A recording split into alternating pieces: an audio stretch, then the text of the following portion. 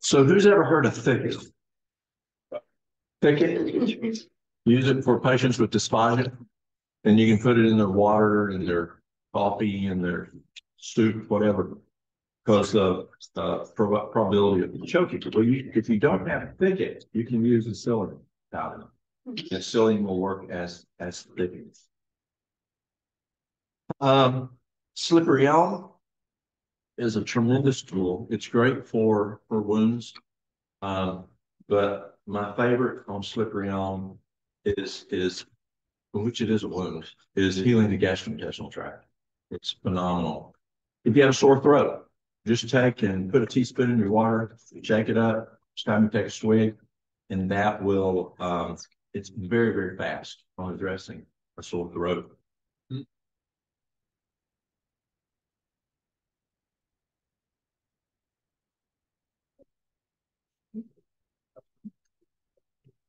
We have you mentioned that care package and the samples of this and those if they request. And do we have over 200 herbs. We ship all over the world. That's what People will call and they'll want, some people want just an ounce. Some people want it by the pound. So they'll tell us what they want. We used to have a website with a store, and someone hacked it and took it down. And so we do have a website still with the store that took it down. The website is themustardseed.us, themustardseed.us. And so we just have people call us. We've got like 3,500 or more items at the store. And so people just call us and they talk to Walter usually. And he ships all over them. would you have a pamphlet or a book that goes with it or something? That has all the items we have? No, we don't. That's something we need, but we just people want that, no prices, and prices literally since the last 3 years. Crazy. I used to would check when we get items in, I check every 3 months to see if what was in the cash register was the right amount. Every time we get an order in, we have to check and make sure we're selling it less than what we bought it. That's how watch the changes or moves around. It's great. Really fluctuate. And sometimes it'll drop. So I want to drop it. So I'm, telling people what and what they should be paying. But if I'm not careful, things can jump and because the margins aren't that much, and so we'll be selling for less than what we buy it. Got a friend, he's got he has a hardware store. Every time he gets an order in, a pipe, the plug packs or whatever. So what you say is that you're selling, you buy it for like $100 for a box, and then you sell it for whatever he needs to. Yeah, just mark it up a little bit and keep our business going. Yeah. Okay, so skull cap. Has anybody ever used skull cap? Skull cap is it's a great tool. It's one of my favorite tools for depression. Dr. Walter Strachan, who was psychiatrist at Loma Linda, the last 14 years of his career, he did not use one pharmaceutical. He used natural lifestyle. And Strachan would use skull cap, and you take a quart of water, bring it to a boil, plumb turn it off, make an infusion, put a whole cup. So it'd be this whole thing, more than this right here, a whole cup of this in that quart of it to start with. And then you drink it throughout the day. And he said you can make it as thick as mud if they'll drink it. And it works very well for depression. And then wild lettuce. I like wild lettuce a lot. It's a great tool. It's great for pain. Wild lettuce, Jamaican dogwood, California poppy. And then I add skull cap to that. So I'll take a quart of water, bring it to a boil, plumb turn it off. I add a cup of wild lettuce, a cup of skull cap, and then you drink 1 cup every waking 2 hours. It's great for pain. Bone cancer, it's phenomenal. And if that doesn't, can you come there, Barry? Yes. if you can, and if that doesn't work, you can make the combination of the wild lettuce, the Jamaican dogwood, the California poppy, and play with those three. But still use the skull cap. Skull cap is a nerving, and it works really well to help with that pain.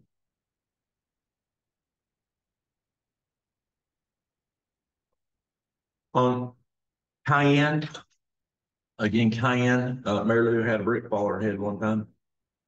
We had a little cooler that we sold produce out of, and I put plastic up over it when we leave to keep the coolness inside, and I just kept the brick up on top of it. Well, we were heading to a camp meeting one time. She says, "Oh, I forgot the avocado," so she runs back inside the store and pulls the plastic to grab an avocado, and the brick fell off and hit her on the head and busted her head wide open.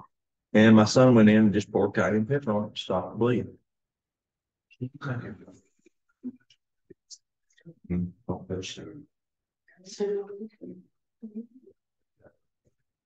Just make a decoction. And so it stopped the bleeding. I was David Shin's neighbor. David Shin's neighbor. Actually, David Shin's house. He was living in that. He was still in college. And I was at the lifestyle center, and the lady comes running in, and she says, "My dog's died. My dog's bleeding to death." And so I was in the middle of teaching something. I excused myself, went down, and her dog, she had a black lab, 2-year-old black lab, and it had been rooting around in the backyard where they had a burn pile before, and it had gotten a mason jar, which had broke, like a quart mason jar, and it had broke, and the dog's jaw was in it, but this part was this way, and it was stuck on the dog's jaw, and it was cut. It was bleeding something, not too awful bad, but I couldn't figure out. And I mean, it's a 2-year-old dog. I didn't know the dog. I didn't want to bite me, and so I'm trying, but yet, what do I do? I'm not sure what to do. And here comes the tractor running down the road. Mr. Cho. Mr. Cho's Korean. Yeah. Mr. Cho's, he's an older gentleman, got a lot of wisdom. So I run out to the road and I flag down Mr. Cho. Mr. Cho, Mr. Cho, help me. Yes. Okay. And I said, so I got him. He comes over and he assesses it real quick and he says, "Get me a hammer." Well, I thought he was going to hit the dog in the head. Watch. And so the lady goes and gets a hammer. Mr. Cho goes up to the dog. Goes, bam. He hit the glass and broke the glass. Smart. And so it broke the glass off. And then she hauls her dog over to the garden hose and turns it over and starts washing the dog's mouth out, where it had all that mud and stuff from rooting in the mud. Well, then the dog really started bleeding. Have you ever had a leak that's been, you've had grease and stuff, but if you clean it off, then it really starts leaking? Well, that dog, it would have died now. It was bleeding so bad. And now she starts breaking down. And I said, "Do you have any cayenne pepper in the kitchen?" She says, "Yeah." So she goes in there, and I said, "Here," just poured it in her hand, and she swallowed it all in that dog's mouth. Just in less than 15 seconds, literally less than 15 seconds, the bleeding stopped. The dog would have died, no question. It was bleeding so bad. So cayenne is really good. You can use it for, works good for angina. Circulation, great for increasing circulation. What's that? Chicken that's trying to drown. Tell me about that. We had a chicken farm for a while, and I was tired of them falling in the water trough. And when they fall in, they get some fluffy, and I was lose another chicken, so I took them out, dried them off, started shooting cayenne drops of tincture out in them. Took it over and just skin straight back up, and 5-10 minutes later you start flipping over and you shoot some more down them and get circulation going. Yeah. And my Good. next morning he lived, or she lived. I got needs for a month. So have you ever had a dog that had a wound or a cat that had a wound and they want to chew at it? You put your salve on there and then you pour cayenne pepper on the top, and it doesn't want to chew on that then. And that can help. Cayenne's a great tool. Really listen. Calendula, just real quick, some things on calendula. Yeah. Just the leaves, the flowers, the petals. Here's your effects. Let's look at the uses. Bleeding gums. It's a blood purifier. Again, if it's a blood purifier, then what's it going to be? A cancer killer. It's a cancer killer. It's going to be a blood purifier. You take calendula internally. Pardon? You take calendula internally. Sure can. Yeah, you can drink it. I use it as a tea for cancer. I know they, not to say how many years ago there was debate on whether you could or not. Yeah. You know, it's like ginkgo. You know, I said, oh, ginkgo's terrible. Can't use ginkgo. Well, they used the wrong part of the plant when they were tested. They don't like chaparral. They say, oh, don't use chaparral, the key. Well, you're here. Chaparral. Ah, chaparral's fine. Use horseheads. Use the right amount. Yeah. Bruising, burns, so you can use it topically on burns. It's good for chicken pox, cholera, cancer, cramps, earaches, fevers, flus. Here's another frostbite. Gangrene, headaches, hemorrhoids, indigestion, inflamed eyes, jaundice, lupus. The best thing I found for lupus, no processed food. Processed food is an enemy to lupus. Have them eat a whole food plant-based diet. And best thing is start them out juicing, have them juice for 60 days. And then go to whole food plant-based. Don't let them eat any processed food. Processed food it's an enemy. I mean, it will kick them off. The other thing that's even worse than that for lupus is stress. Stress will cause a flare very quick. And so using things like, let me show these to you. These are really important.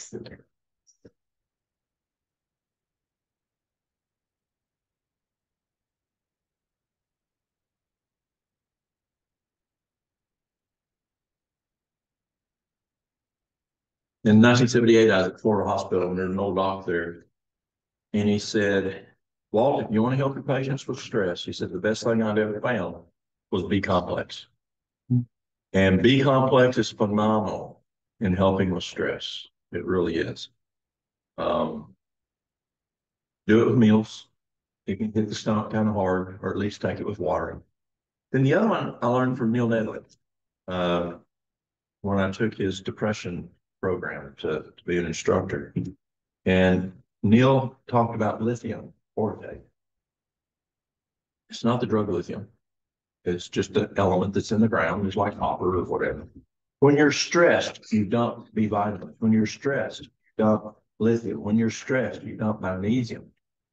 And if you don't have enough of it in your food, then you're going to have to supplement. And I remember when I was taking nutrition from Dr. Campbell at Cornell, I said, Campbell, this is what I can get out of B complex. Give me a food, I can get the same amount as one B complex 100 twice a day. And he says, Walt, there ain't no food to give you that much. He said, you're going to have to supplement. And so it works good. The lithium ortake, this is like 5 milligrams. You can do it, one 3 times a day. Amazing for stress. It's just phenomenal. But it's not just stress, anxiety, depression, schizophrenia, bipolar, really good for bipolar. And I had a guy come in. He was a plain person. You know what plain people are? You ever heard of plain people? Mm-hmm. Mennonites, Amish. Mm-hmm. They're called plain people. No. And they that's what they call themselves, plain people. Mm-hmm. And he came in and he owned his own business, very depressed, suicidal. And so I encouraged the B complex and the lithium ortate. He went back that next week and saw his physician, his primary care. And he said, that guy down in Newport don't know what he's talking about. He says, you got plenty of lithium. And he says, I'll prove it. So here's labs. Well, guess where his lithium worked? They were bottomed out. And so we did the 15 milligrams 3 times a day. And it just wasn't doing it. And I said, well, let's go to 40 milligrams. I know 40 milligrams is safe. At that time, I only knew 40 milligrams, but it didn't do it. And this guy was a very religious man, prayed a lot. And he says, I believe God's telling me I need more than 40 milligrams. I said, that's good. Do what he says, but I don't know how to get you. And at the time I didn't. And so we went to another guy, got him up to 100 milligrams every day. Boom, depression was over. Mhm. Every once in a while, I get a phone call, less than less, but still every once in a while. And it's him. And he'll call and he'll say, Walt, I ain't doing good. Taking your lithium. Nope, doing something. All he can remember is to call me. He can't remember what to do. He takes his lithium, boom, back up, and he's fine. He's out of depression. But he gets suicidal. He gets so bad. This is phenomenal on helping with stress. Two others that I like a lot, and these are really good for anxiety. They're good for stress, but they're super, super good for anxiety. And one's lavender, and the other is vetiver. Who's ever heard of vetiver? Vetiver. Vetiver.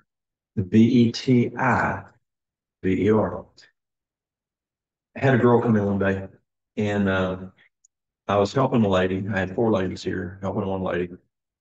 And she goes in and she goes over by my essential oils. And you can just tell something's not right. And I said, excuse me just a minute. So I walked over to her. I said, ma'am, you okay? She was a young girl. She was in her mid-20s. She said, I'm having the worst anxiety attack I've ever had in my life. I said, just a minute. So I went and got 2 better, but I got both of these. And I said, let me show you something. So, I put one together. I said, can I put this on you? I said, it worked real good. I use it. She goes, sure. And so I put it on her. And I said, I had her breathe in it. I said, it's going to take a couple minutes. I said, just stand right here. Let me help these ladies, and I'll be right back with you. Walter was at the herb cabinet, and he literally, it'd been about right 2 minutes, maybe a little less. He finished with that lady that he was talking to, and I motioned for him to give this lady down, go help her out. And so I was finishing up on this lady, and just as I was finishing up, he starts talking to her, and it was a different woman, total different scene. So I finished. I said, just a minute, I'll be right back to the other lady. I walked over. I said, how you doing? She looked at me and she said, what'd you just do to me? I said, what are you talking about? She said, what did you just do to me? I was having the worst anxiety attack I've ever had, and it's gone. What did you just do? I said, I didn't do nothing. I said, he did. God just did that. I said, he uses herbs and he blessed her. And she was just so excited that boom, that quick. I had this lady call me. She said, my boy and my husband are having some real anxiety issues when they get out and drive. Do you mind taking a look at them? I said, sure. And I forgot she called her that morning, and I was busy. Lady comes in, man comes in, boy comes in. I've never seen this before. I mean, both the man and the boy were crying like women, hugging on each other. And guys just don't hug on each other. You know what I'm saying? We just don't do that. But they're just hugging on each other and crying. And I said, can I help you? It was that woman that called me. And I said, so she tells me every time they get in the car, they just have an anxiety attack. So I went and I did the same thing. And I put it on me first. Now, take you some anxiety medicine and have your regular doctor take it first. Probably not going to do that. And so I put it on me and then show them it was safe, and I let them do it. And it wasn't any time they were standing there talking, just like whatever. She could not believe it.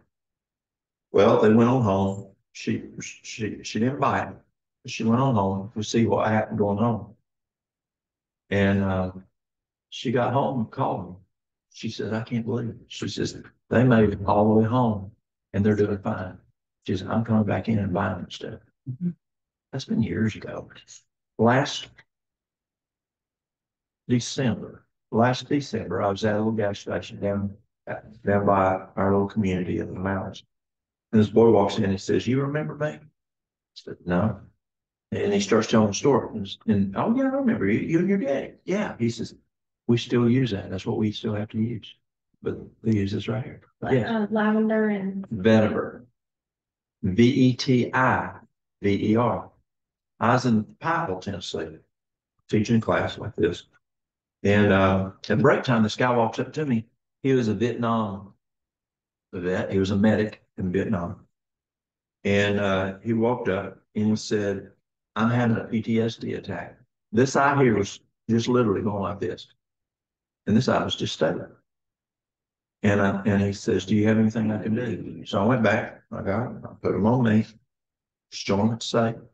And then I said, "You want to try it?" He goes, "Yeah." Put him on him. He breathed. And he went on back. It was less than 5 minutes. Less than 5 minutes. He comes back in. His eye was total symmetry. Total symmetry. Wasn't flicking at all. He says, "Oh, PTSD attack is over." And vetiver is called the PTSD essential oil. It works very good for PTSD. So I'm going to pass it around. If you want to try it, you can try it on it. See what's going on. Send it all around across. But now, let me warn you, lavender has a very low viscosity and it drips real fast. Vetiver is like 0.5 motor oil. I mean, you gotta wait for a while finally one drops out. So whichever one you want to drop first, and then you just rub it and then breathe. What's happening physiologically is where you feel your pulse. You've got a vessel right there. And you know how you use a nicotine patch, a nitro patch? Remember the nitro patches we used to use? Do they still use them today? You know, the order was like 1 inch, 3/4 inch, inch and a half of nitro, and squeeze it on there and put it on there and put it on. And part they're still using it.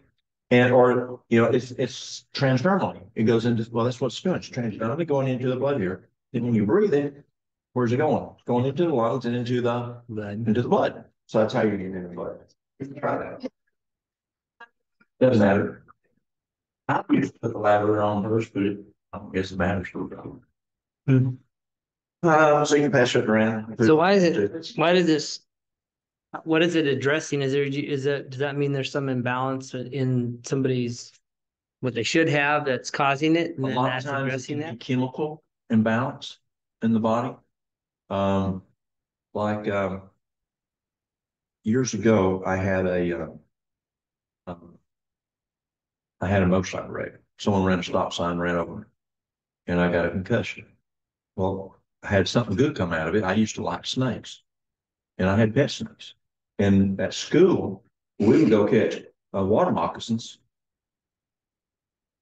at break time, carry them up to the classroom, and folks just caught water moccasins' heads like a dog. It's crazy. Yeah. Teachers come out, yell at us, and I had snakes at home and snakes. Well, I had this concussion ever since. I shake when I see a snake. I do not want a thing to do with snake. It knocks sense into me. But the other thing it did to me, that's my church trying to call me. Let me turn this off. No.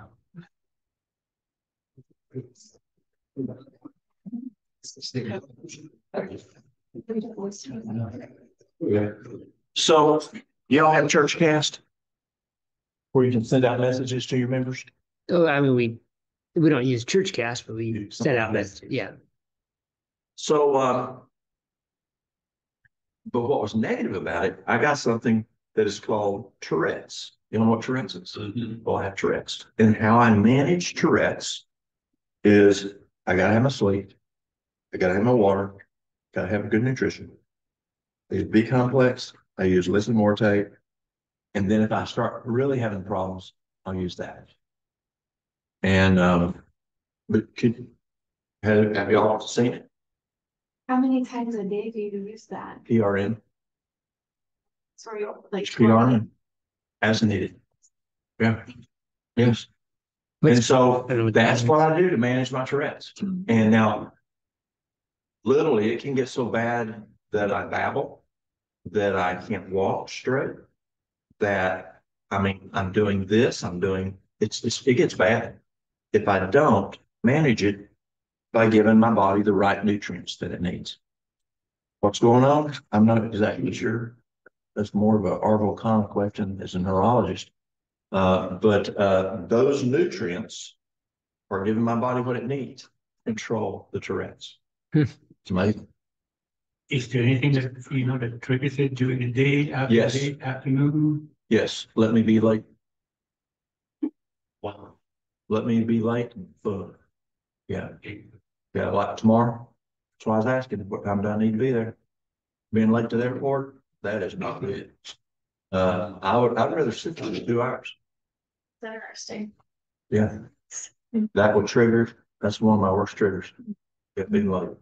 Amazing, isn't Do you think it was caused by the car accident? it was caused by the wreck, the motorcycle wreck. It's neurological, yes. Now, I had no history of it prior to. All right, so let's talk, let's talk juicing. I don't think, let's see here. We didn't finish here. Juice. Let's finish this guy here. Post-op healing, rashes, scorpion bites. Y'all don't have scorpions up here, do you? Down in Alabama, the guy in Texas. Skin injuries, skin irritation, sprains, stings, stomach aches, stops bleeding. Not as good as the cayenne, but it can stop bleeding. Sunburn, syphilis, thrush, and I use it for thrush on babies. Varicose veins. Any precautions? That if allergic to plants in the ragweed, chamomile, or echinacea family, you want to be cautious. Because of its promotion of menstruation, pregnant women, breastfeeding women, and women seeking to get pregnant should avoid calendula teas. Why? It affects the hormones there. Should be cautious there.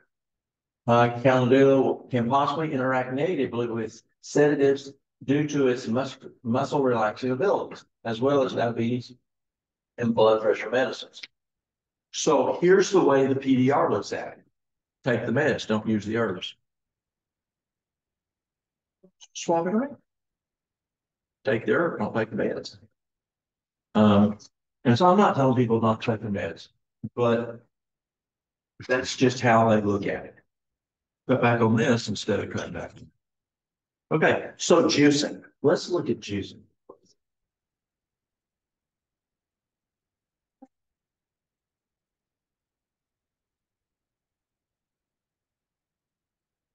Yeah, we're doing this.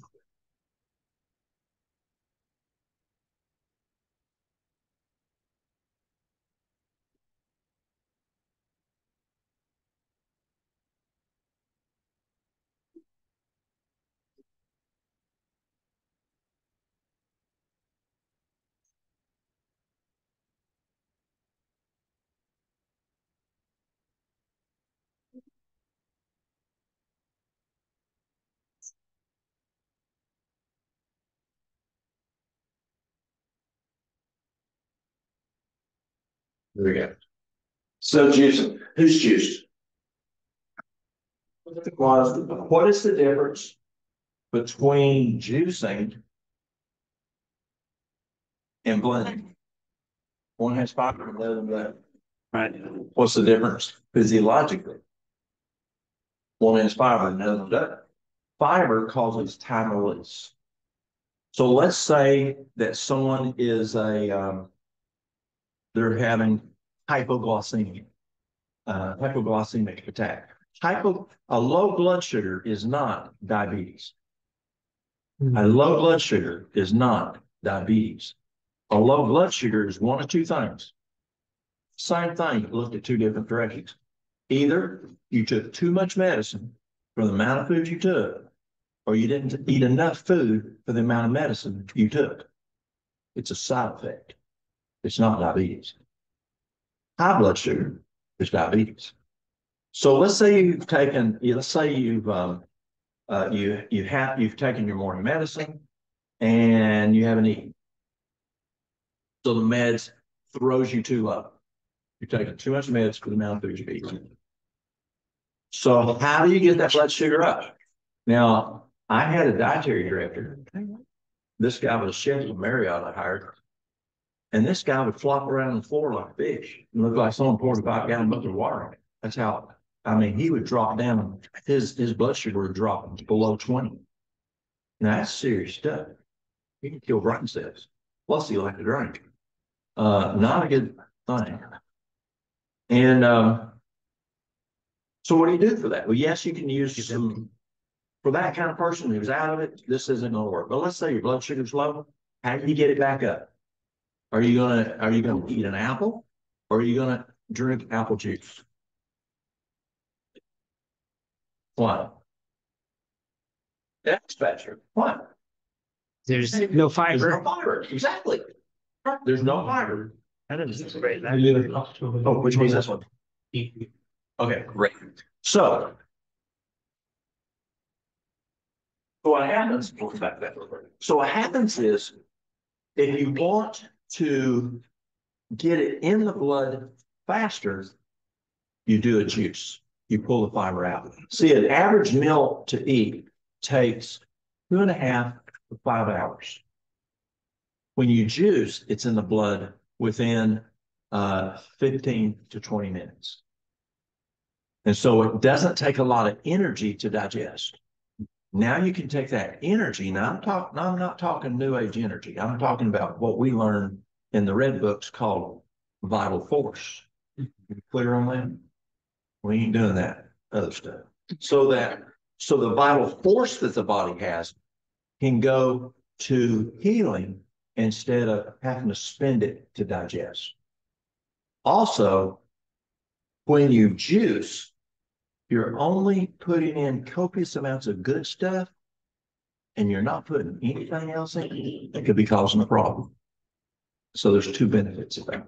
So that's the difference. Is making smoothies is great, but if you want the therapeutic effect of juicing, pull that fiber out. You'll get more therapeutic effect with juicing faster than you will with smoothies. I'll tell you what. Let's do a tea right quick while it's still warm. And you will too. And you can pour it and one can pass it around. You want to tell us about this tea? Yeah, that's steamweed. Natives use it continually with anything. They gather it in the summer. And if you want to replant it, I got some that's already has they just put in a good soil and it will pop right out. Also known as Artemisium absinthium or stinkweed, wormwood, wormwood. Y'all heard of wormwood? absinthe. They use it they use it in their bath. They use it, they grab a bunch of it and let it dry. And then if somebody got a cold in the winter, they just brew their tea. The way I found it is that my wife's mom, he just basically brews it really thick and puts it in a mason jar and leaves it in the back of the fridge. If somebody coughs, just take that. It's very bitter and strong, but it works. That's how I found out. Is I had a rough cough that wouldn't come out for weeks. I just drank a little bit of that and it was like, Is this the same wormwood that the Bible talks about wormwood? yes. Yeah, it'd be like wormwood and black walnut. It's a parasite thing. Yeah, biblical stuff. The one time I like to drink it tea, I said, I want to remember you. I was an idiot. It's very So when you make teas, you can either make, we're going to kind of jump over here real quick because we got this just now made. When you make teas, there's 2 ways of doing teas. Well, there's more than 2, but anyway. But the major 2 different ways is an infusion or a decoction. No good, huh? I didn't shoot it. So Just go. when you look at infusions or decoctions, which herb do you use for which? Think of men and women. Y'all ladies are very dainty He needs one and drink. delicate. And delicate. So with y'all, we do an infusion. Leaves, flowers, stems, soft berries. You don't want to do a simmer because you're gonna get too much nutrients out. It's gonna be too hot. Now, harder things like barks and roots and rhizomes and hard berries like dried hawthorn berries are more like guys. We're kind of more hard-headed, you know? And so you've got to do what's called a decoction, and that's where you simmer it for 20 minutes. So an infusion, you take your water, bring it to a boil, plumb turn it off. When it quits bubbling, put your herb in there and just let it sit at least 30 minutes to overnight. That's what this is an infusion because it's the leaves and the stems. It's gentle. But let's say you want this potiarco, or you want the burdock root, or you want the hawthorn berry. Then you bring your water to a boil, turn it down to a low simmer. When it comes down, when it quits bubbling, put your herb in there, and then let it just sit there at that simmer for 20 minutes. Then turn it off and strain it and drink it. But what if you want to do a double?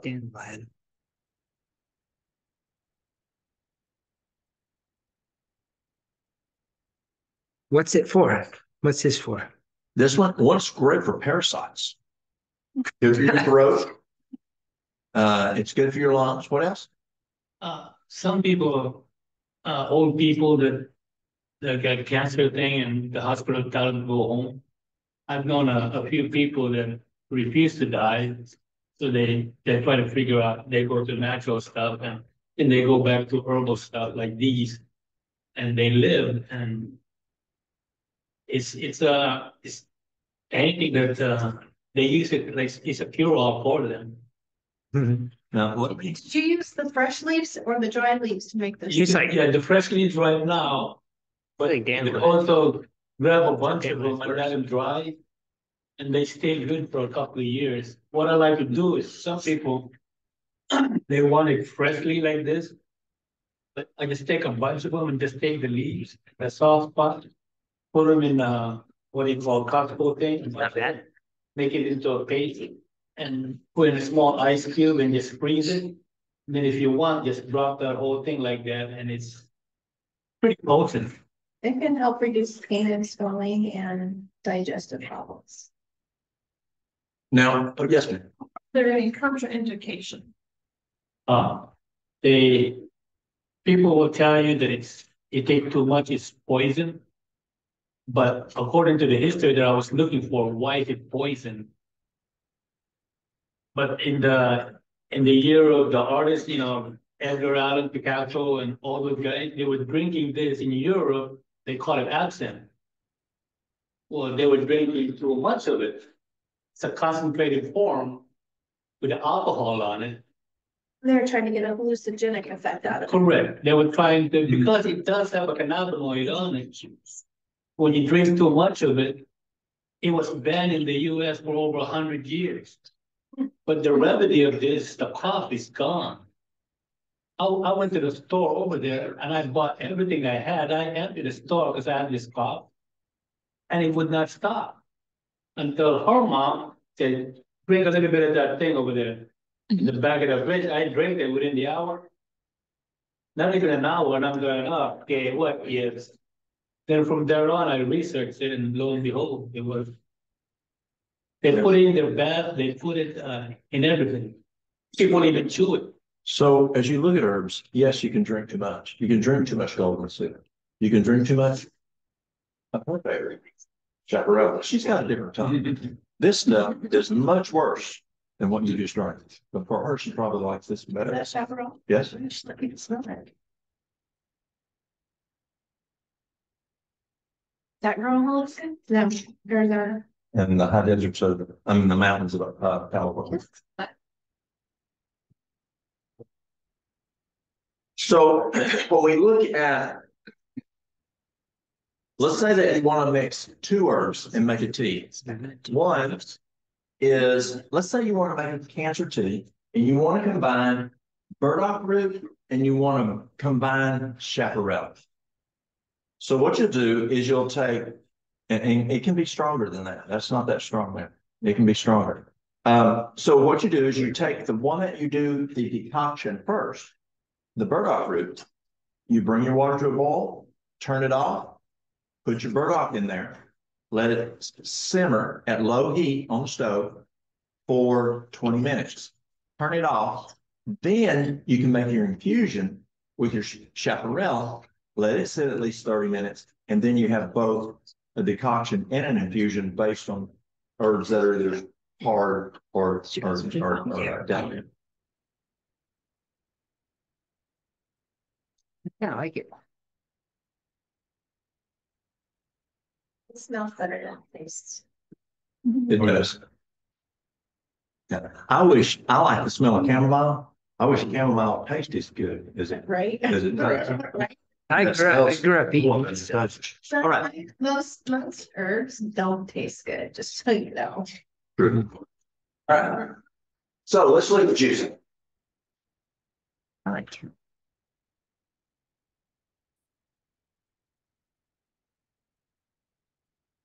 Okay. Anybody recognize this guy? Yes. There are many health benefits of drinking freshly juiced fruit and vegetables, and it's a great way to add nutrients from the fruits or vegetables that you normally would eat.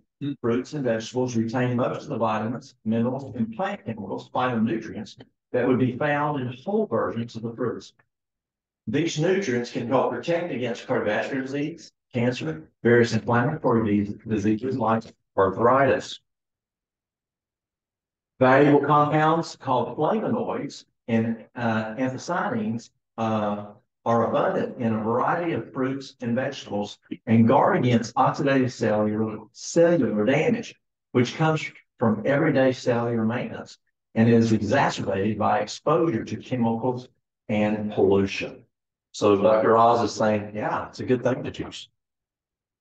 Who's this guy? Mm-hmm. Yeah, Dr. McCullough. Vegetable juicing is an easy way to virtually guarantee that you will reach your daily target for vegetables in an easy digestible form. The raw green vegetable juice can be likened to a living broth, as it is teeming with micronutrients that many people are lacking.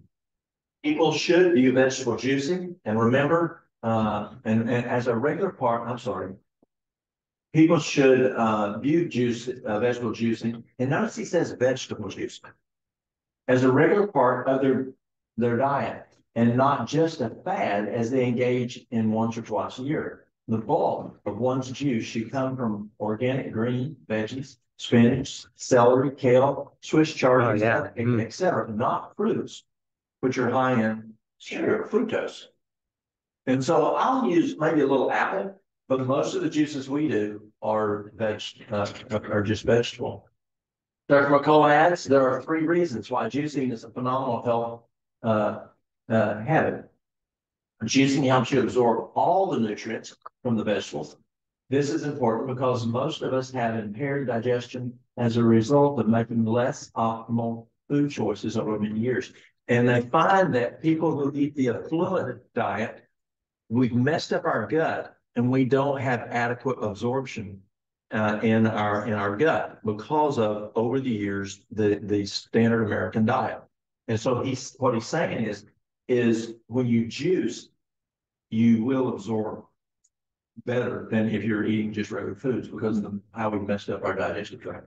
This limits your body's ability to absorb all the nutrients from the vegetables. Juicing will help you pre-digest them for you, so you will receive most of the nutrition rather than having to go down the toilet. Number 2, juicing allows you to consume a healthier amount of vegetables in an efficient manner. Virtually every health authority recommends that we get 6 to 8 servings of vegetables and fruits per day. And very few of us actually get that. Juicing is an easy way to virtually guarantee that you will reach your daily target for vegetables. Now the recommendation is 9 fruits and vegetables. You can add a wider variety of vegetables in your diet. Many people eat the same vegetable salads and side dishes every day. This violates the principles of regular food rotation and increases your chances of developing an allergy to a certain food. So if we eat a certain food too much, we can get an allergy to it. And so remember, Duke University, Cornell University, keeps saying variety, variety. Let's eat a wide variety. We're less prone to becoming allergic, or we're getting the nutritional value of all those different nutrients. Additionally, Mercola says juicing can help promote weight loss, boost your immune system, increase your energy, and support your brain health. Who's ever watched this? I highly recommend it. Go south here, over to the west from Australia. Fat, sick, and nearly dead. It's a documentary. Aussies have a little different humor. But he was fat, sick, and not going to get health. It's a documentary using medical monitoring throughout the documentary. He went and worked with other people. During that, he worked out, he lived out of his car for 30 days, or traveled 30 days. He lost 100 pounds. Big difference. Video 1 is good. Video 2 is not. It's not worth watching. Video 2, he had the thought that once you get to where you belong, you can eat anything. Shrimp, lobster. You don't want that, do you? Oh, yeah. He didn't understand moderation in the good stuff and total abstinence in the bad stuff.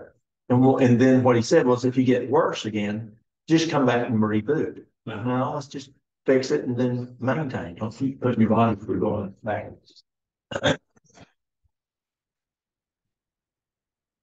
Big difference in it. What do you look like at first? Big difference. There's different kinds of juicers. This is a centrifugal juicer. That's what that one is. This is the Champion. You've heard of the Champion juicer. Very popular juicer in the Adventist world. This is an Omega. This is a single, just like this is a single blade. This is a single blade. This is a twin gear Omega. Crusher. This is a Green Star, another twin gear. Folks left. Correct. Here's another Green Star. This is the newer Green Star.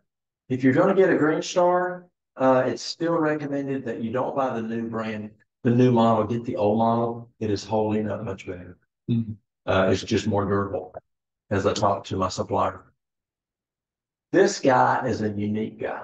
Do you see anything interesting on that? Can y'all see anything on the bottom?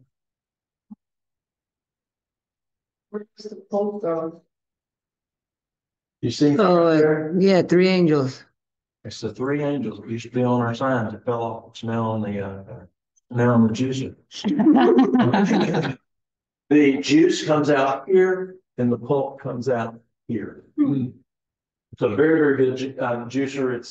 It's stainless steel. It's the one we now use. We've been using it for right at 10 years now. Almost, yeah, right, 10 years. And there are times we do over 100 juices a day at the office. And it is good durability. You can see the angels better there.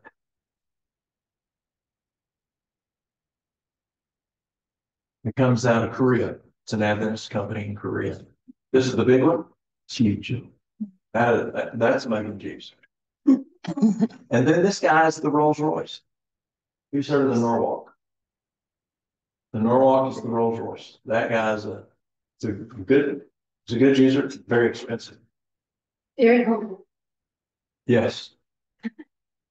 Yeah, she was making juice one day, and I walked around beside her. She come in to help us at work, and when I used to be at the clinic up in Virginia, and I walked around beside her. She was making carrot juice and bag bursts, and I got carrot on beets. Oh, mercy. All over my shirt, white shirt. I mean, all over. And fortunately, Miss Cho, the wife of the man who was on the tractor. She was in our laundry, and Korean, they know how to clean stuff. And I took it down to her, no problem. I wore a scrub top and she cleaned it right up and got it right. What to do?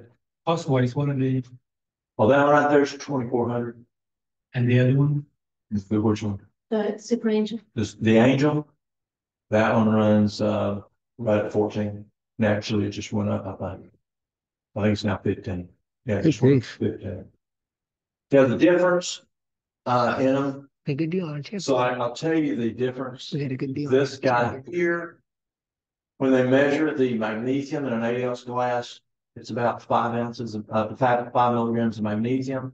This one is about 8 ounces of magnesium. Same as that one. I'm sorry, milligrams. Milligrams. Thank you, Marilyn. So this is 5 milligrams of magnesium per 8 ounces. This one's 8 ounces, 8 ounces, 8 milligrams. Think of 8 milligrams. This one's 8 milligrams. This one's 8 milligrams. This one's 8 milligrams. No, this one's 10 milligrams. 10 milligrams, 80 milligrams. The one extracts more than the other. Yes. Is A that, lot more nutrition. Fireful. A lot more iron, it's a lot more nutrition out of it. And this guy, he's at least the same or better. But are they it's- crushing it? They're not, It's a slow turn, and it's cold press. Yeah. And it's very dry when it comes out. Yeah. And people say, well, look at that fiber. Look at that. You're wasting food. It's just the fiber. If it's really getting it out, squeezing it out, you're just putting the fiber. And they say, but look at it. It's food. It's orange. Well, yeah, the orange from the carrot dyed it orange, or the red dyed it from the beet dyed it red, but it's just the fiber. And so that's the intersection. Well, let's see here. So anyway, Did you let them try the vaccine? yes, they did. Have the approach too, I guess. So how do we deal with the chemicals that are in the, unless you go to natural code, even then, it's not all that, of all the things that are, how do we clean your vegetables? How do you clean the vegetables? Yeah, better than not to get all those. Grow your own. Yeah. That's your best. I mean, you know your soil, you know your seeds, you know what's been put on it. You know when it was harvested. Was it vine ripe or was it not vine ripe? But if you have no other choice, if You don't. we could, Then you can go. I don't want to confuse y'all. But organic, there's 3 types of growing. You've got conventional, the conventional growing. And conventional is where you just take and grow it however everybody else grows it. And then you have organic. And the conventional puts fertilizer on it, might spray it and whatever. And then you have organic. Organic, they worry about what's put on top of it. They don't worry about the seeds. And a lot of times they don't worry about the soil, of implementing the soil. that's amazing. Then there's biological. And biological is where they implement the soil. They put heirloom seeds. They don't spray it with chemicals. They may spray it with, say, kudzu tea or, something like that. But that is your healthiest biological. And it's got that, You can buy it some places in California. here. But where do you get biological? Your backyard. Yeah. Grow your own in your greenhouse or out in your garden. But I don't want to confuse you, but I need to tell you this. So let's say, and I went to Portland, Oregon, and we for 3 days tested food in Portland that was conventional and that was organic. Over 50% of the time, the conventional had more nutrients than the biological, than the organic food. Makes sense, actually. Because these guys weren't putting nothing in the soil. They weren't fertilizing, with heavy fertilizers. Though there's negatives, there could be some positives there. So this guy, he's got some advantages on the nutrition, but he's got the negative of the fertilizer. He's got the negative of the sprays. This guy has the benefits of no sprays, the benefits of not having the negative fertilizer, but he has the negative of not having enough nutrients. That's why you need to go here to the biological. So you're feeding the soil and the biological. Feeding the soil. Yeah.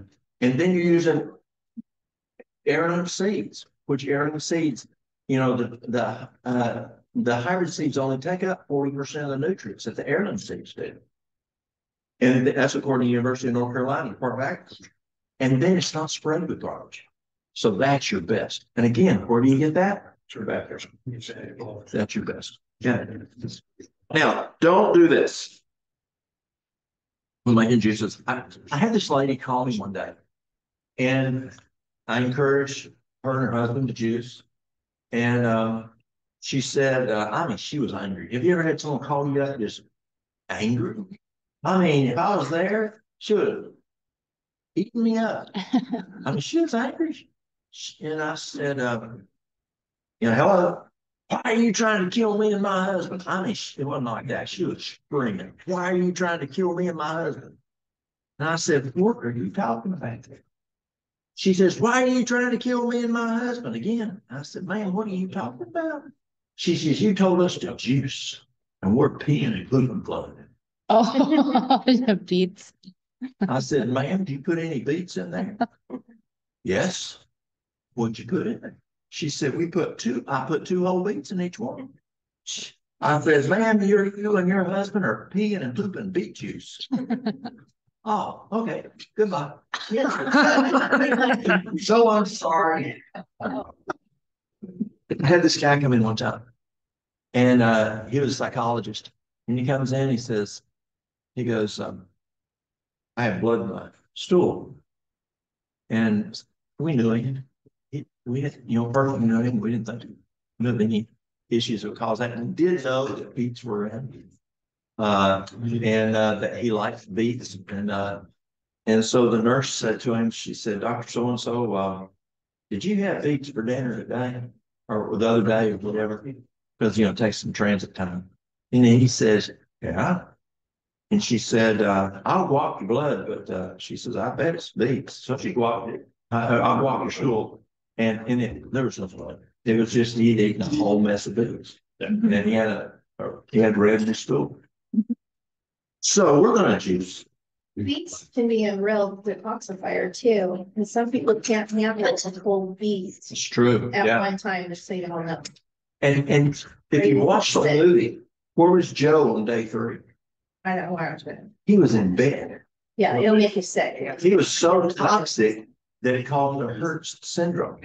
And so some people, when I have them juice, I'll warn them.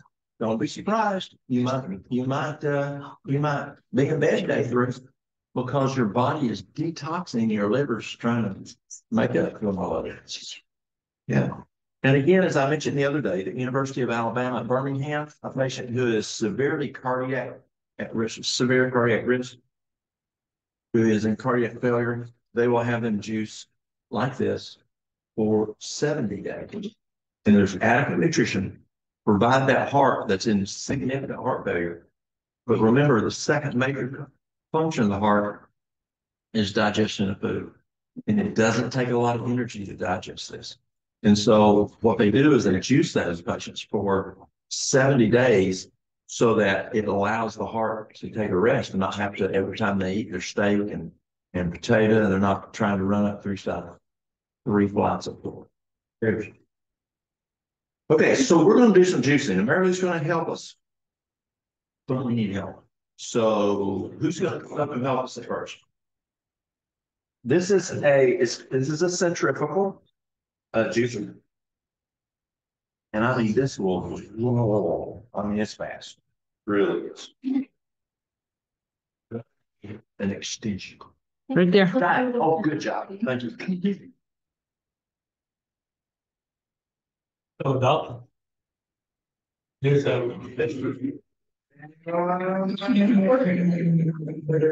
What you think? Wait. I think your question. We're told not to mix fruits and vegetables. Yes. Yes. Why? So I asked Dr. Thrash this question. Digestion time is At different different. time. And isn't the acidity in the stomach different for the necessity to digest the two? And the timing is the issue. Oh. Because of the timing, pH is not an issue. Oh, So okay. what happens is, so I asked Dr. Atkins, we don't mix fruits and vegetables because she said it acted like a tornado in the stomach. But what about juicing? So she would ask a question to a question. Why is mixing fruits and vegetables a problem? She asked. Well, it's because the fruits digest first, they start with putrefy or ferment and weigh in on the vegetables, and then it can taint it. She says, okay. Does that happen in juicing? No. No, because it's in the blood within 15 to 20 minutes. So timing is the key. Because you don't have the fiber, the timing is much less. You can now mix fruits and vegetables, and juicing is not a problem. That's interesting. What about I used to eat the whole apple seeds and everything. The oranges, I like the whole orange, peelings and everything. Is there any problem with them? Depends on if it's organic. So an example, if it's organic, I'll run the whole thing through. If it's not, I'm gonna peel it. If it's organic, I just wash it. If it's not, I peel it. Because carrots are one of the 10 guys or that dirty dozen. And so I want that outer skin off of there. If it's organic, I'll run the whole thing through. If it's not, I peel it because I don't want the spray on it. If it's organic, I'll run it straight through. If it's not organic, they put wax on here. They put wax on here. And so you'll have to peel it.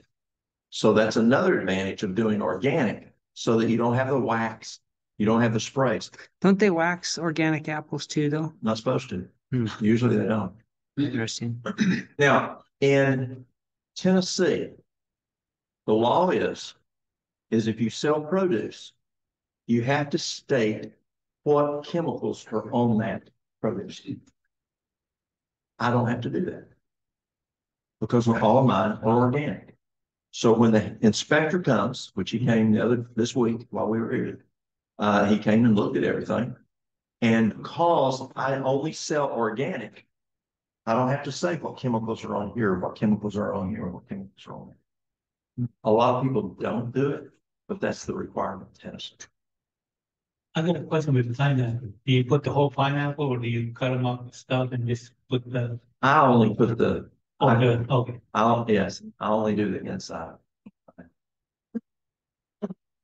Never done the outside. Go ahead. Boil the outside, make a juice space out of it. Okay, how do you do that? You just when you peel off the outside of the pineapple, you just put all the pieces of pan, put some water, boil it, bring it to a boil, and And then drain then it. strain it. And it makes a nice juice space. So does it have to be cooked to consume? Could we run it through here? I don't think so. I think it'd be too. But if we could, would it be safe? I Do they have to be cooked? The peelings Yes. to make the juice space. Could we, if the machine would make a juice out of it, would it be safe? I don't know. It's kind of prickly. Yeah. All right. You have another tea? Yes, this is one from the bush. Oh, the birch. So let's do that real quick. Okay, tell us again. The bird's wife has aunt that has COPD. She's we think that it was caused by fungal because she has on her house, it's old. And she wouldn't believe that it was caused by mold, but nobody smokes. But anyway, she went to the hospital how many years ago, 20 years ago, and they couldn't find anything to relieve. So they had to give her oxygen. She has to carry oxygen continuing. And the only way that she would find relief in breathing is when my wife would throw her white birch. And she drew gallons of it and gave it to her. And she'd have relief for weeks. And the doctor would come and examine her, weekly. And when she drinks this, she could breathe, and the doctor would go, "Okay, what's wrong? What did you do?" And she would not explain it to them, nor even dare to. He's kind of giggled. But that was the only way of getting her to breathe better. I don't know what it does. So did anybody use this in the native community over the last 3 years? I don't understand. They always use it if they, With the lung problems over the last 3 years, the breathing problems over the last 3 years? it's amazingly enough, some of them put it together. Even the absent or it's actually a lung thing, and this also, but they never. Some people can't put it together. Okay. But it does work. Okay. Yeah. So what do you think? You use the bark? The bark, yeah, but when you bark up a white birch, don't cut the whole, yeah. Just cut like 3/4 of it and go to another one, and Just like a moose. Yeah. The moose does not eat all the way around, correct. only one side. But porcupine will kill it. Yes. It's like this. Simmer at about 20 Yeah. minutes, Yeah, 25 minutes, and then turn it off when we steeped it for another, at least half hour. in the south, they do the south. That's definitely better Judah together. area, they do the alder. The alder. And it's really good also. They do the alder, but the alders in here are small little like the alder in Juneau and Wrangell and all those places. They're like, wow. That's what I said. It's like I'm looking at this thing, it looks like an alder, but they're 6 foot wide. Yeah. But anyways, it's just a matter of the best way to do this is to gather them in the spring before the leaves comes out. Because all the nutrients is right on the bark before it starts to thaw out and releases. Comes up. Yeah, exactly. That's what they always want us to gather right before spring. So right before September. That's interesting. So what do y'all think? Definitely better, Has anybody ever had the, better than wormwood. it is better than one. I hate the wormwood leaves. They didn't taste bad to me. Did we have any more of the wormwood left? Tasted like Yeah. dandelion. I tried it. You didn't get to try it? I did, yes. We get a lot of the fruit, cheese you buy in the store aren't any better than that. Really? A lot of the berry ones, I don't like any better than this. So the juice is gonna be really yummy for you. Yeah, y'all gonna enjoy the juice. So tell me, what do we have up here? So this is kale from Tamara's garden, actually. And we have spinach and she found some ginger greens, parsley, and tulip and ginger. Something, let's Huge. brought it. I couldn't get fresh. We don't get it that big. And,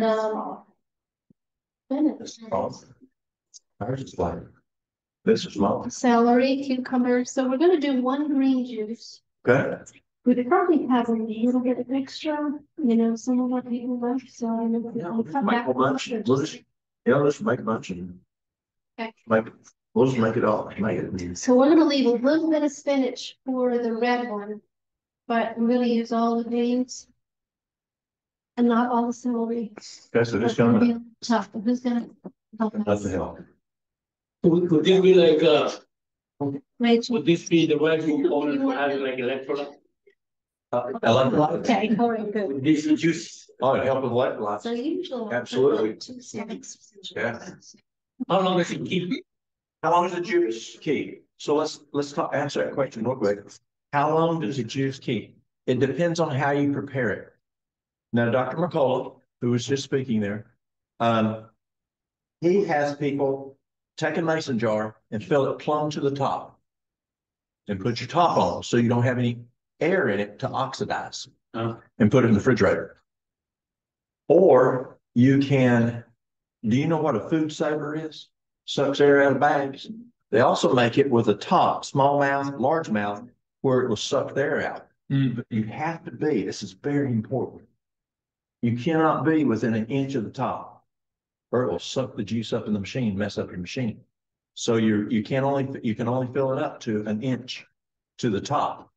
Suck the air out, put the top on it, and there's people who use it 5-6 days in the refrigerator. Yes. Is there anything we can do to stabilize that thing and so you can just have it for a weekend or something? But you can do it. You could, So by putting the top on it, no, I mean, put in a bag or something to stay, one of yours, I mean, one of the, herbs, is there anything we can do to put some herbs in there to stabilize it for a day or two or? I'm not Stabilize understanding. your juice that you juice. Stabilize the juice? Yeah, that's what he's asking. Yes, so to stabilize the juice, you can suck the air out of it, Okay.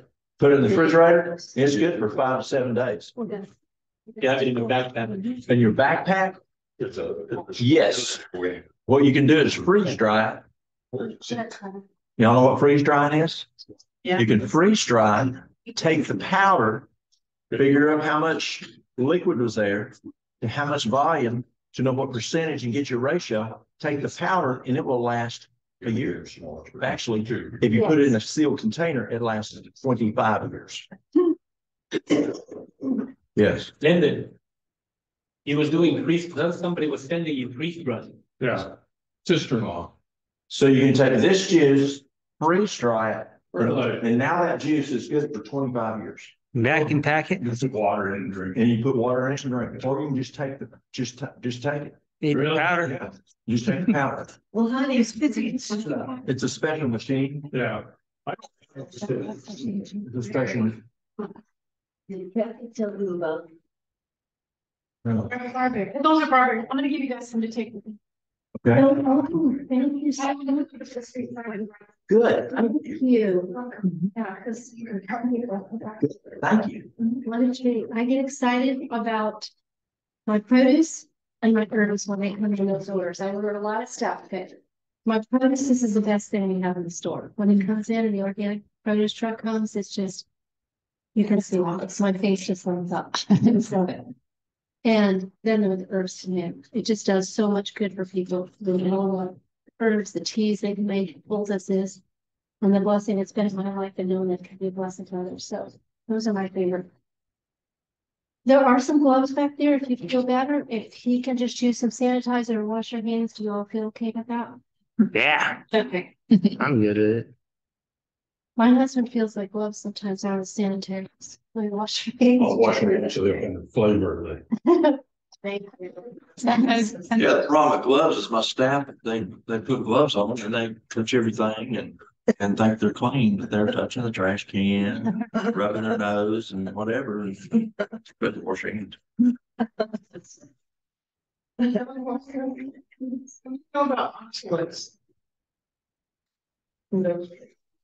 So like in spinach, I think spinach is one of the biggest things that we all know. So if anybody's worried about the spinach, we can leave the spinach out. Some of my customers will ask us to leave spinach out.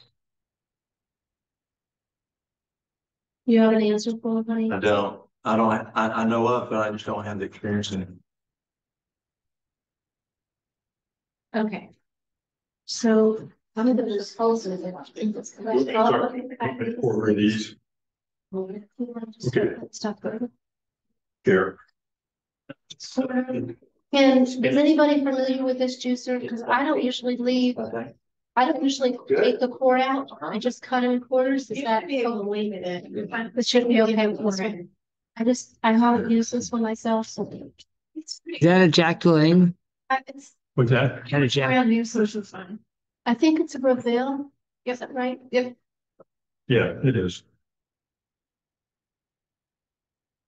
We got one to lend out.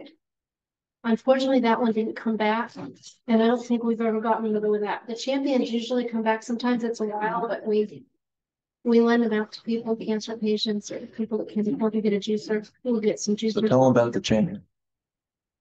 So, we can tell them the story about it. Well, when we first moved back to Tennessee, this lady came in and I bought Mary Lou 2 new champions when we bought the store. And this lady came in and she said, my mama's got cancer. What can I do? And I ain't got much money. And she lived up on the same mountain we do. Never met her, didn't know who she was. And I said, well, Mary Lou's got an old juicer. Not bad. It works. Can you juice? And you can borrow our juicer. And she said, I can juice. So I sent her home with a champion juicer. Didn't get her name, didn't get her number, didn't get her address. And then it just disappeared. Yeah. And Mary Lou goes, I ain't getting that back. Well, it was all right. Good. And It's not worth the math out. He always does. a year and a half later, Since. I'm standing at the cash register and doing something. And this lady walks in with the juicer and she said, I bet you didn't think you'd ever see this thing again. Now, when she left, it looked fairly decent. Now it looked like she tossed it off the side of the mountain and it hit every rock coming in. But she said, my mama ain't got cancer no more. She juiced her for a year and a half. My great grandma had the same thing. Yeah. She was given like 6 months to live. And then, she went to one of our health institutes down in Mexico. And then she came back, is the way if I understand it right. And then she juiced and lived another 25 years. Yeah. Juicing is phenomenal for cancer. Look up the Gershon program. I'm not big into this coffee illness because I mean, it's for pain. Yeah, it's better than morphine, but if it's just a cleanser, you can do other liver cleanses and coffee and enemas. You start dependent on enemas for peristalsis. Mm-hmm. And so I'd rather, not have it because literally that does happen. So, but the other part of it, the juicing, now they're doing 8 ounces every hour and an hour for 13 hours. Very successful. Juicing is so beneficial for something. Oh, they have to be. Probably podcast. I don't know. Size without, maybe a fit. Yeah. So which reason we just run it all through? We're gonna run all this that's on here. Okay. And we're gonna do all the kale. We'll see how the math comes out. I do pretty good when I've got it. Go ahead.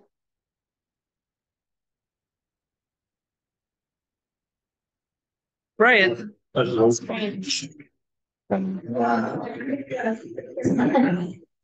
type. Yeah. Right. Yeah, this one. To go with the.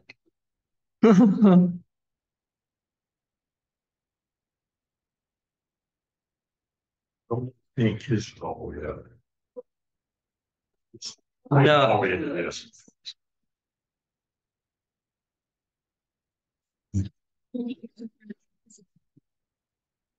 They can't have sugar really, they should be having sugar, so how do you determine or make up what they should be juicing? You can do kale, spinach, any of the greens. But the apples. Yeah, everything over the apples. Is this yours?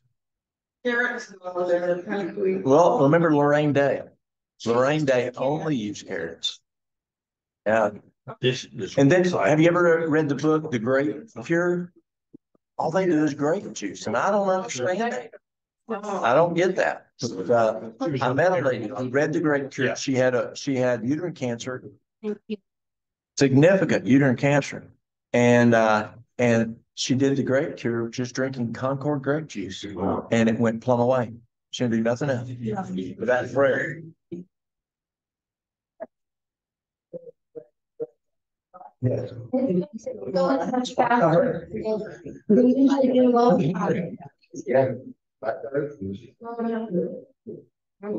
daily vegetable. Pardon? Daily vegetable. You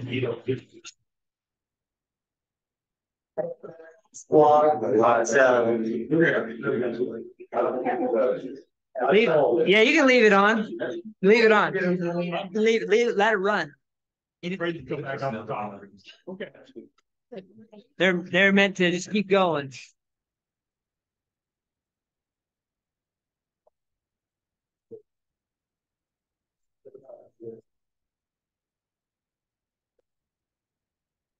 Not louder.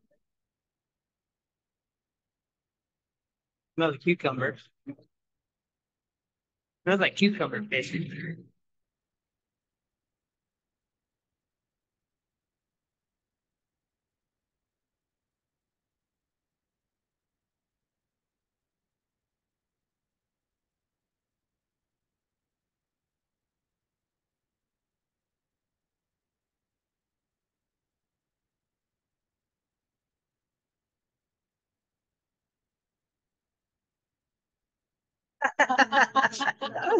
Here, get you living.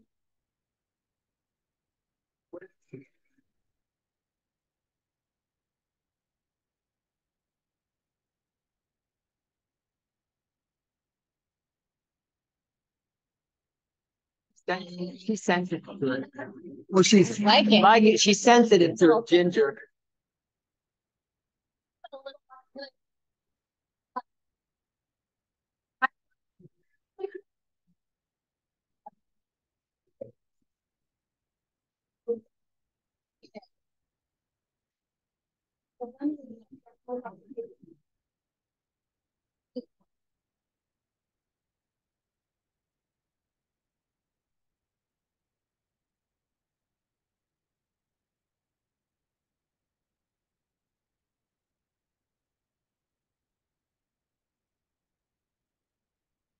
Filled it up. That's good.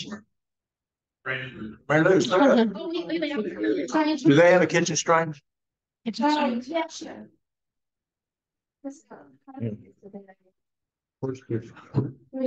Okay. Well, this is, no, it's not a straight. Y'all have a kitchen strain? Do it in the trainer. Oh, Yeah. because we're trying to strain The pulp's out. That's what this is supposed to be, but it's probably. There's a little bit, even ours, there's a little ball. Yeah, that's surprising. Yeah.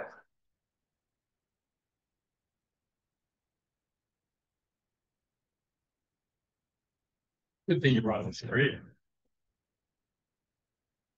Okay, here we go.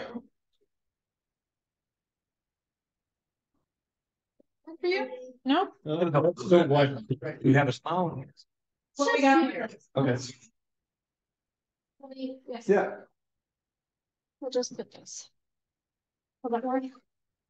That's gonna be loose. Can you have a big bowl?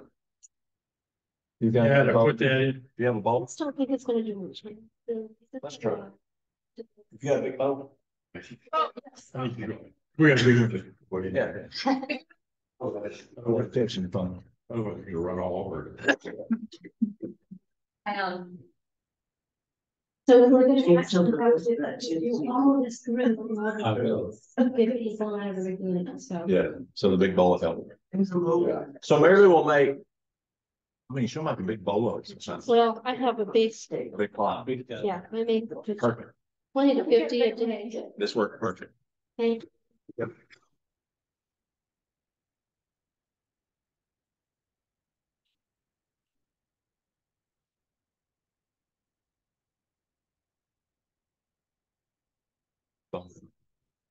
She's gonna, it's gonna displace you.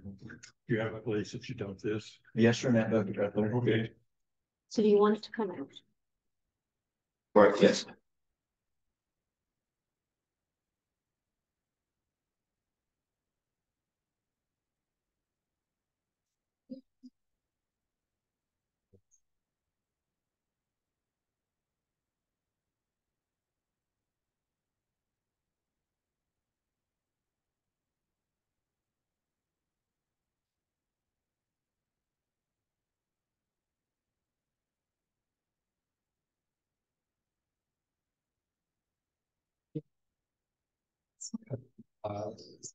Third year, I started using. Yeah. Take what else for me. Okay. You can pull that big bucket over here.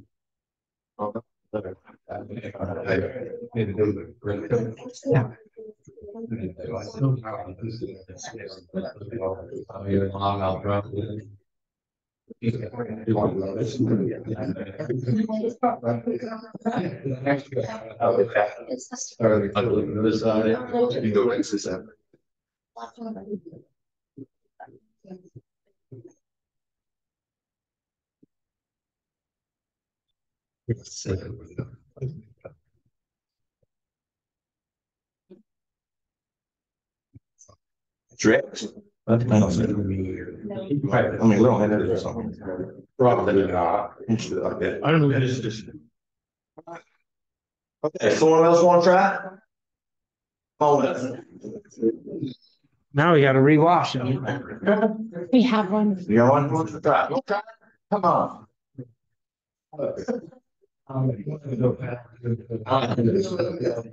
Warm hand real quick. Okay, warm hand real quick. Do, do, do, do, do, do. Do, do, do, do, do, do, do, do.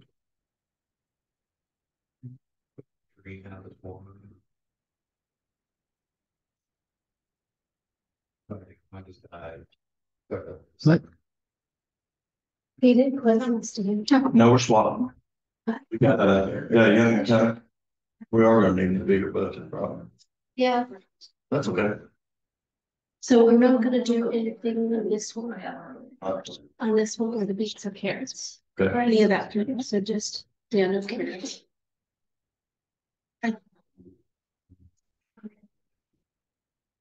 Where you live, are they shopping carts or are they buggies? And buggies. They're buggies? Okay. Oh, They can be a shopping cart, but we call them buggies. Buggies. Sorry. Yeah, they call that in Alabama. Yeah, Oh, yeah, there's only buggy. buggy. Sure. Yeah. Yeah. Y'all call them here buggies? No, no, they're carts. You can call bags pokes here? No, They're bags. he says big. Golden. Or only if they're go. Yeah, we call them pokes. P-O-K-E. Poke, okay, The proper Alaskan way is not bag, it's bag. a bag, like a bag or something. It's like a bag. Okay. It's his accent. It's the proper. All right, ready? Earlier, this month. Come back, something else. Oh, you're going to do great. All right. Find out what she wants to put in there. Hit me. Have you ever done this before? All right, good. So you're experts, you know what to do.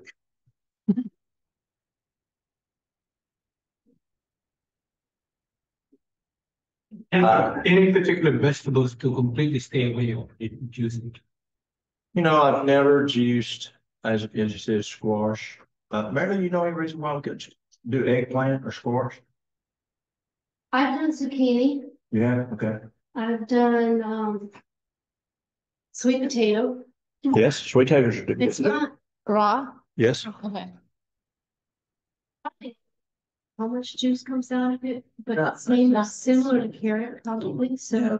Now cauliflower doesn't do well with the leaves of cauliflower. And the leaves of cauliflower and the beet leaves have actually more nutrition than the beets. Broccoli is supposed to be very good for cancer, so. It is. But And asparagus. just not gonna get, you're not gonna get a huge amount of juice, but the No. broccoli greens are just beautiful and they do really nice for juice. Yeah. When I was in Venezuela, they weren't harvesting some of the stuff and there were so many beautiful broccoli greens. I said, can you please put these in my juice, and it was good. So they got them up to. All right. These guys have done this before, so you just show them what to do and they'll go for it. I'm not sure I paid attention well enough to know what he was doing. Turn on the other side there. So just don't put your hand out. We're vegetarians.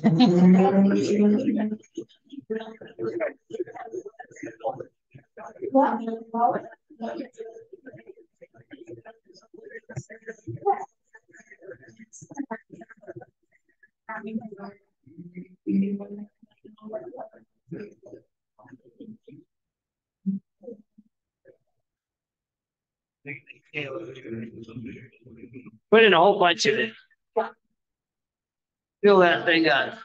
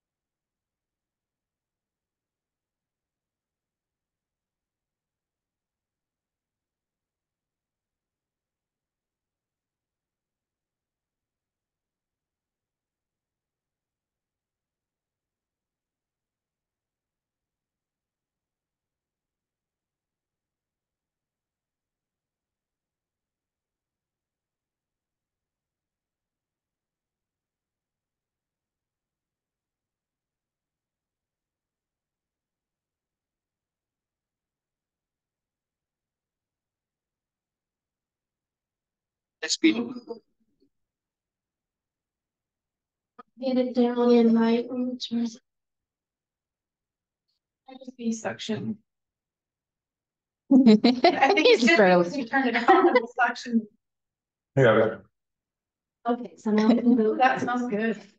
Does that smell good? Yeah. You choose to go there, Yeah.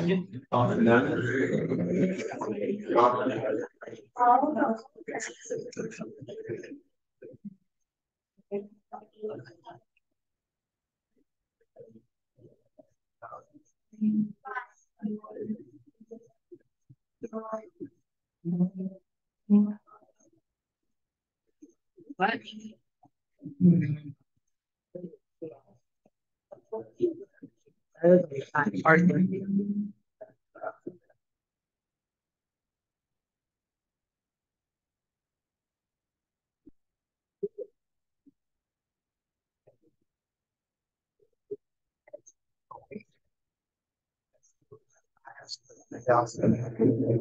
Yeah, I mean, It grows all over. that'd be great. So we could go quite far. It is mostly with stuff. They have way more to opt out. Yeah.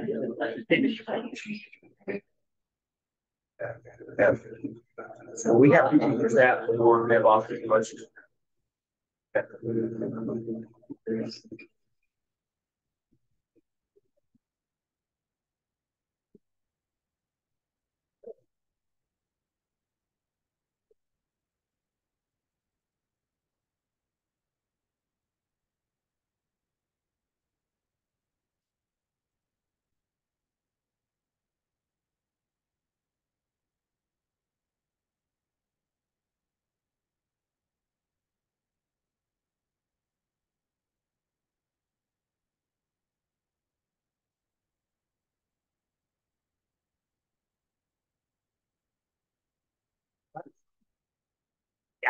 Usually a pot to call it through. Not up.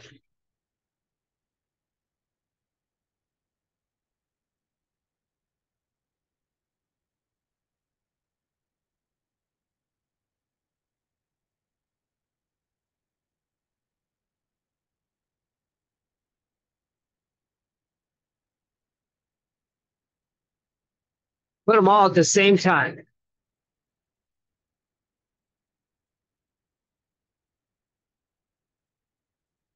Oh.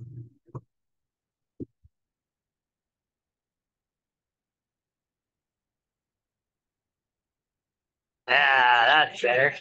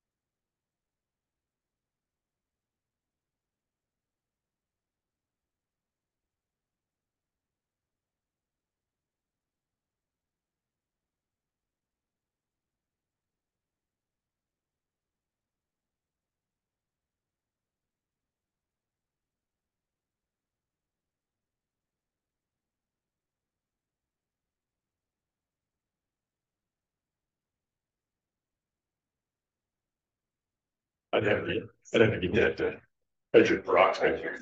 And I don't know if you can pull that out. Yeah, it's still. Yeah. So it's not your phone, or maybe it's you catch it as urgent. Okay.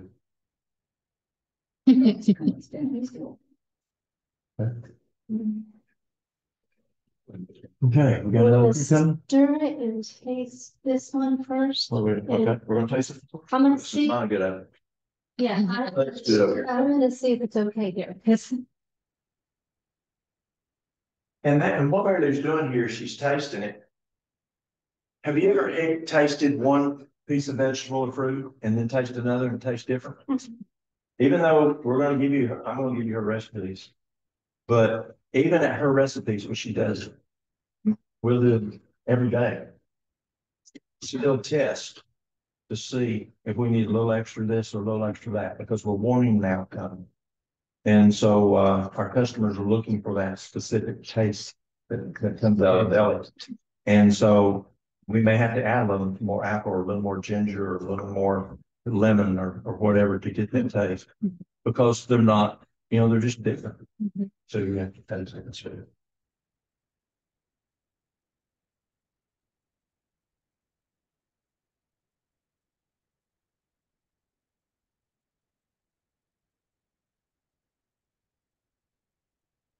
dense Latin greens instead of the spinach, because we are gonna be careful. She wants to be cautious with the spinach. So, and I've cut back a little bit on the ginger, so we'll see. We can add it, if there's some that really like it, we can add it after it's too.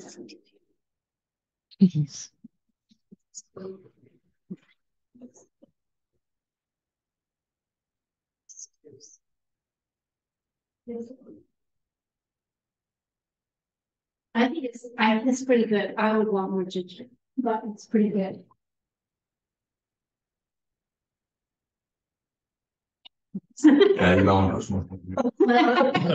But some don't, so let me get. Y'all, I like it. She's sensitive to it. I don't like you. Oh, okay. So- See what you think. As much. But is everything else good? Yeah. Poor ginger. That's unusual for him. Because he's always like, that's not strong, he says, but you're the ones you're making it for, they like it strong, okay? So. What about you two? Yeah, wheatgrass juice, great. See what you. Yeah. Grow your own I don't really grass. hardly taste the ginger. If you want a good Different wheatgrass, gingers are stronger than others too. Is it good just like it is for you? so if you want a good, We're gonna, you wanna taste it too? Yeah. No ginger, okay. So- Is there anybody else, would the kids rather have it less ginger? there's not much ginger in there. Okay, all right, so we're gonna do several that way. So her question on wheatgrass, you can grow your wheatgrass, you can juice your wheatgrass, but the most affordable thing we found for wheatgrass is we buy it out of Canada. And like the church could buy a whole mess of it. And then y'all split it up to cheaper if you buy a mess of it. And they ship it second day and it's frozen. And Marilou, what's the name of the company? Dynamic greens. Okay. And they have different, amounts that you can get, but dynamic greens, it's really a good price for wheatgrass. Everybody else is good if we put in ginger in there. It's really good. All right, is this helping? Is there somebody else? We got another team. We want to You're put welcome. just another little bit of ginger here. Okay. Go ahead. Go for it. Okay. So you've got, what do you reckon, Marilou? No, the thing is, oh, maybe we should. What do you reckon? The, 2 pints? that's not in the spout. The, Marilou, what do you reckon? 2 pints? Is that Did you 2 quarts? say- That might be 2 quarts. You think that's 2 quarts? We were supposed to be making enough for about What do you think's in that? 16 inch. I mean, before it brings. How much ginger? Well, this is a measure on it. Okay.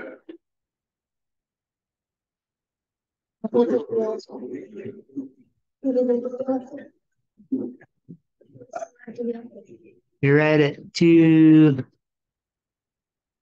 liters, 2 liters, So that's four. just under 2 liters.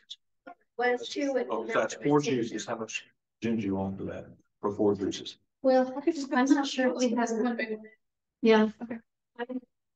Yeah.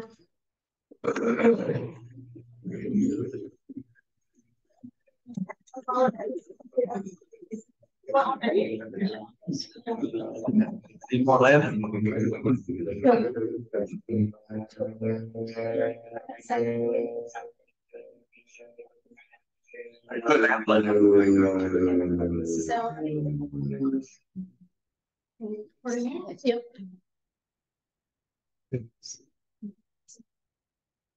Do you want me to pick up the rest of this for the new batch? Everything here that you see. All the generics and all the beets and all the cucumber. Well, this too. All the celery, but yeah. So do you see how much is there? I mean, that made 4 drinks. So that's 4 meals in that picture.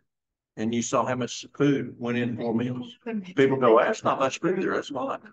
It's full, but so should I do half of each? If you don't have the thing that's up there, There we go. how long will that stay? I'd give it a couple days, 2-3 days. Just play with it. All right, I'm gonna let this go around. Right.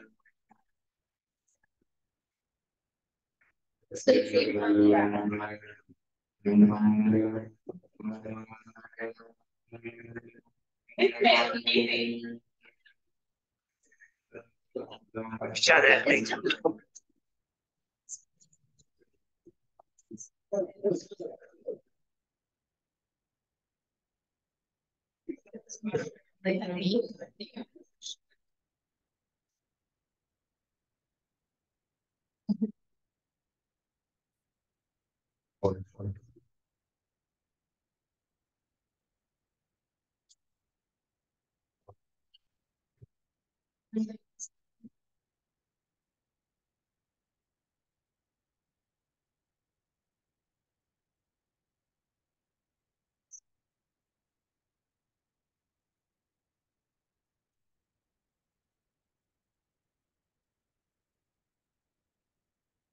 All the difference in size of apples and things.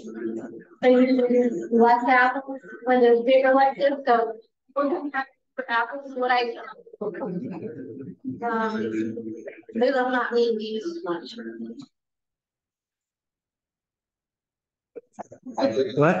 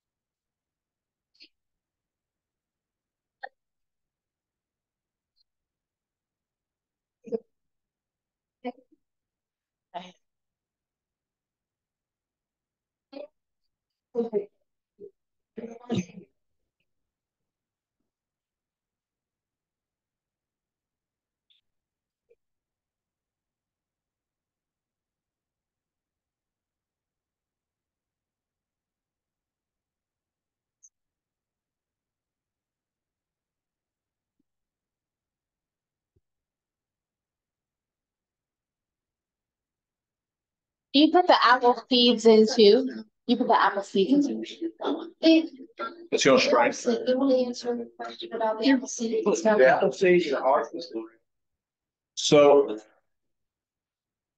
The little amount of arsenic that's in the apple seed, not that much. And the seed it's going to, part of that, you're going to have to fiber anybody. So you're not eating the whole seed anyway. So you're not getting a lot of juice out of that seed. But we've done it in plain apple juice that they've had an arsenic issue.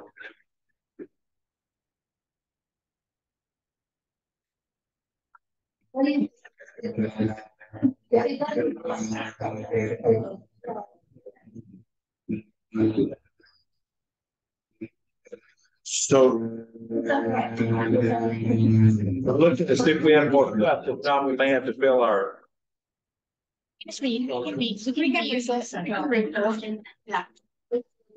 Just stack them back on the tray and we'll just fill them up and pass them out again.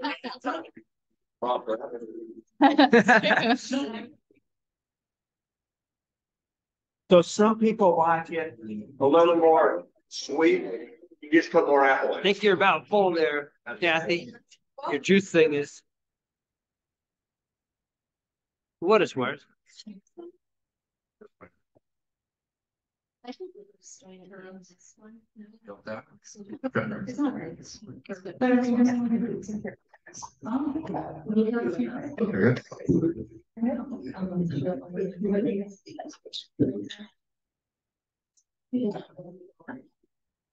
We're gonna pee reds tonight. Yeah.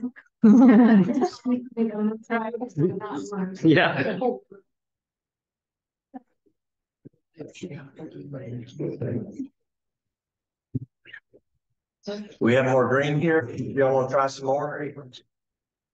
So tell us what you think. Did it need more apple in it? Did it need more ginger in it? Some could use more ginger. We could use more ginger. Yeah, it's just we didn't have enough ginger. I don't. But it's still, you taste it just a little bit. There's little hints of ginger. Yeah. So I think it's good. So you want to get into, let's look at the recipe. Mary does we do 4 different juices out of the deli. We do like 14 smoothies out of the deli. But at the juices, she does 4. Does a green one. It's usually about 3 to 4 big leaves of kale. Or right now we're getting a local farmer that's organic, and so the greens are pale, small, like that. So I don't know, the bag, I know just about how much to do for 3 or 4 juices, but 3 to 4 big leaves of kale. If you can eye that and figure in a small amount how much you got. And then 2 handfuls of spinach, or you can use dandelion greens, whichever way you want. Can you hear me? Not very well. 2 what? 2 handfuls of spinach, or you can put dandelion greens, whichever way you want. And I'll use different things. Sometimes you can put romaine, you can put other things in there. If I have more from this product order that I got that week of one thing and I ran out of something, then I can switch it up. But usually a bunch of parsley I'll put for 2 juices. I didn't put as much parsley today because it is stronger for some people, but parsley is really good for cancer. And it's a good source of calcium. You teach doing a calcium drink with pineapple juice? You can do pineapple juice and parsley. Pineapple. Blood transfusion. What do you call it? Blood transfusion. Blood transfusion. It's parsley is so good. So you're right. We can go and we will finish the recipe.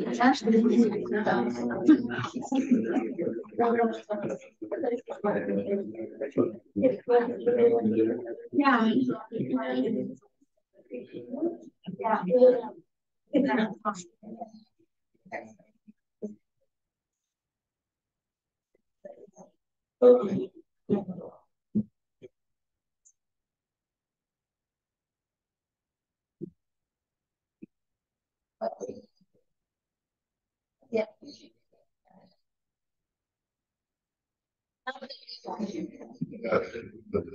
What's he gonna have? Anybody forgot more of the names? There's plenty. Yeah. Sure. Thank you.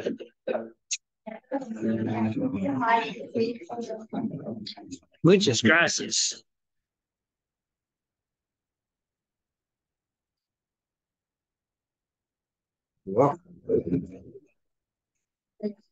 We're supposed to chew it, right?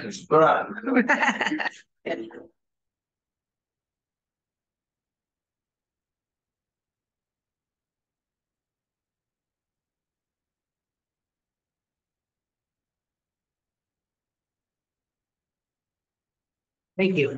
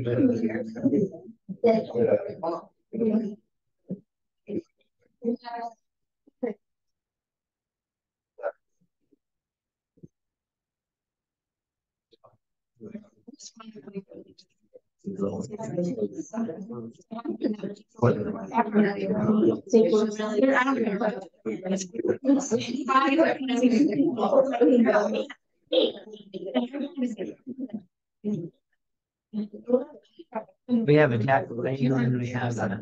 No, it was the Clorox wipes I saw it on. Okay. The champion. Champion, oh, it is, yeah. Uh, And I was able to start. That was additional $100. You got it used for $75. You know, that's. That wasn't the 50. No, the They brand new would be probably- like $450. Oh, that's more than looking. Well, that's That's not too bad. probably more than that now. Yeah. I can tell you what it is actually. Do you want to taste? Who are we lifting? Yeah. Okay, you taste it all. Sorry about that. I've seen them several times. What were you looking for? There was some Clorox wipes, and little wipes used up to clean this. Oh. Chris? Thank you. Yeah, sure.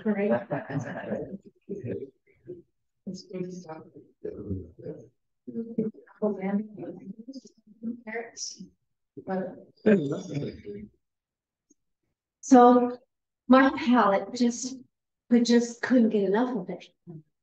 And you know, sometimes people when you think about doing a 30-day juice fast, it sounds overwhelming, but you're having to cook food for people.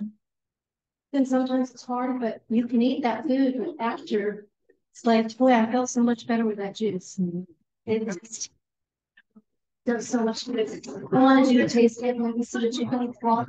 They're cool. There's that stop for Jared. Sorry. I don't know if they make them bottom, but like that's. Yes. Thank you. You just let me. The only is that good is like more. That's good. Maybe it's good to You'll see. have the whole thing, I have it, I changed it around. I tell you to, well, With the small. I mean, it shouldn't not too bad. And then people sort of. Oh, yeah.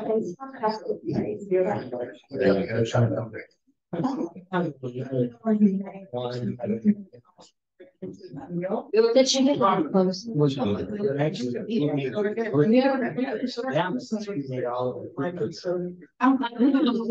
That's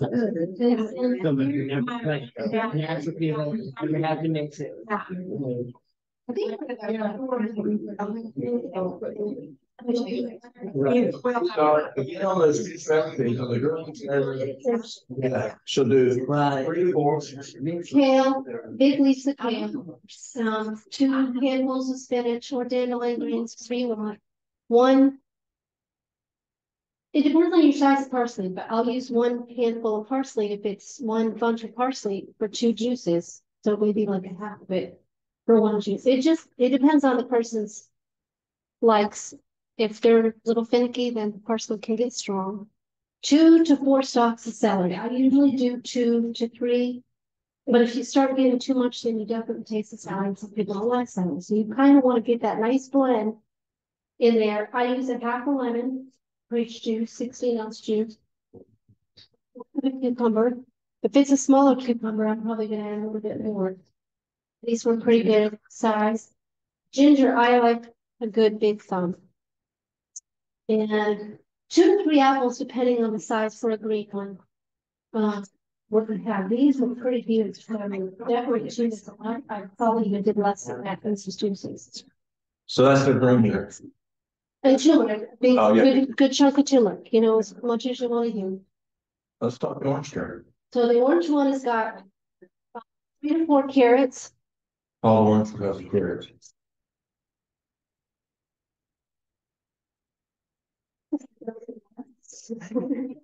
There's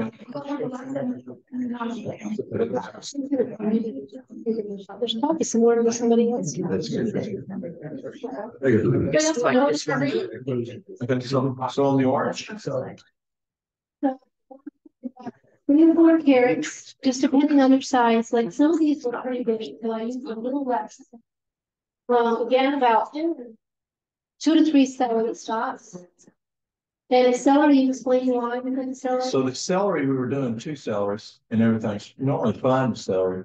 If the person goes over a 21-day juice fast on 2 stalks of celery in each juice, it's a minority. But every once in a while, we get someone with a low sodium. And so they'd start feeling around the week and get a test and their sodium was low. So I called a friend of mine who's ever heard of Danny Beer. I called Danny and I said, Danny, here's what's happening. He says, what are you doing? I said, I'm doing 2 stalks. He said, go to Ford, you'll be fine. I went to Ford and never had any more problems. So if you're going over that 21-day juice fast, stick 4 in each one and you'll be fine on your sodium. Celery is good for circulation. Celery is good for purposes. The cucumber is good. Cucumber and green beans are good for diabetics. But And Brussels sprouts. And Brussels sprouts. So I always put a little cucumber in there. So 1/4 of a cucumber again. And 2 apples. You don't have to do that much if you don't want, but It's good. yeah, but you know, you can use your Granny Smith if you want this less sweeter, but about 2 apples. If they're this big, you might need 1.5. Beet, a medium-sized beet. And No, not on red. No. well, the orange you don't put the beet in. And then you got the ginger and the turmeric about the same as the ginger green. Then for the beet that I For one we call the red juice, we just add the yeah, the beet, and then I'll add some greens to it. I'll add more parsley or spinach or dandelion greens. It can be any of that. Yeah. And then she does a rainbow. And the rainbow probably is nice for the people with, in some ways, it's nice for the people with cancer because they're getting more stuff. And I will add cabbages to whatever. Some people like the mixture. Greens are good for cancer. Yeah. But I prefer to do, the customers have learned to like the green pretty good. Get them. It's our most popular smoothie And juice. and juice. Any questions on We're gonna the pour them up and get started. that other? I'm not sure you're gonna guess.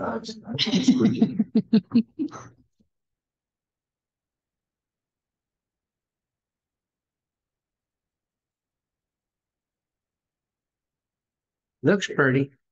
There's 3. So let's see here. She's got some cups on there. It's already, yeah. Pour it up.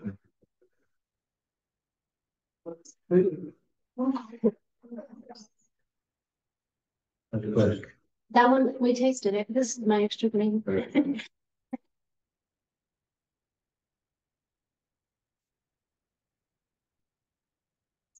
He hasn't trained me well enough to chew it. You guys chewing your juice? So it's good. And you just put it in one of these other. The orange one. Yeah, the orange one. How do you chew your juice? I haven't learned. You fake chew. Just chew it like water.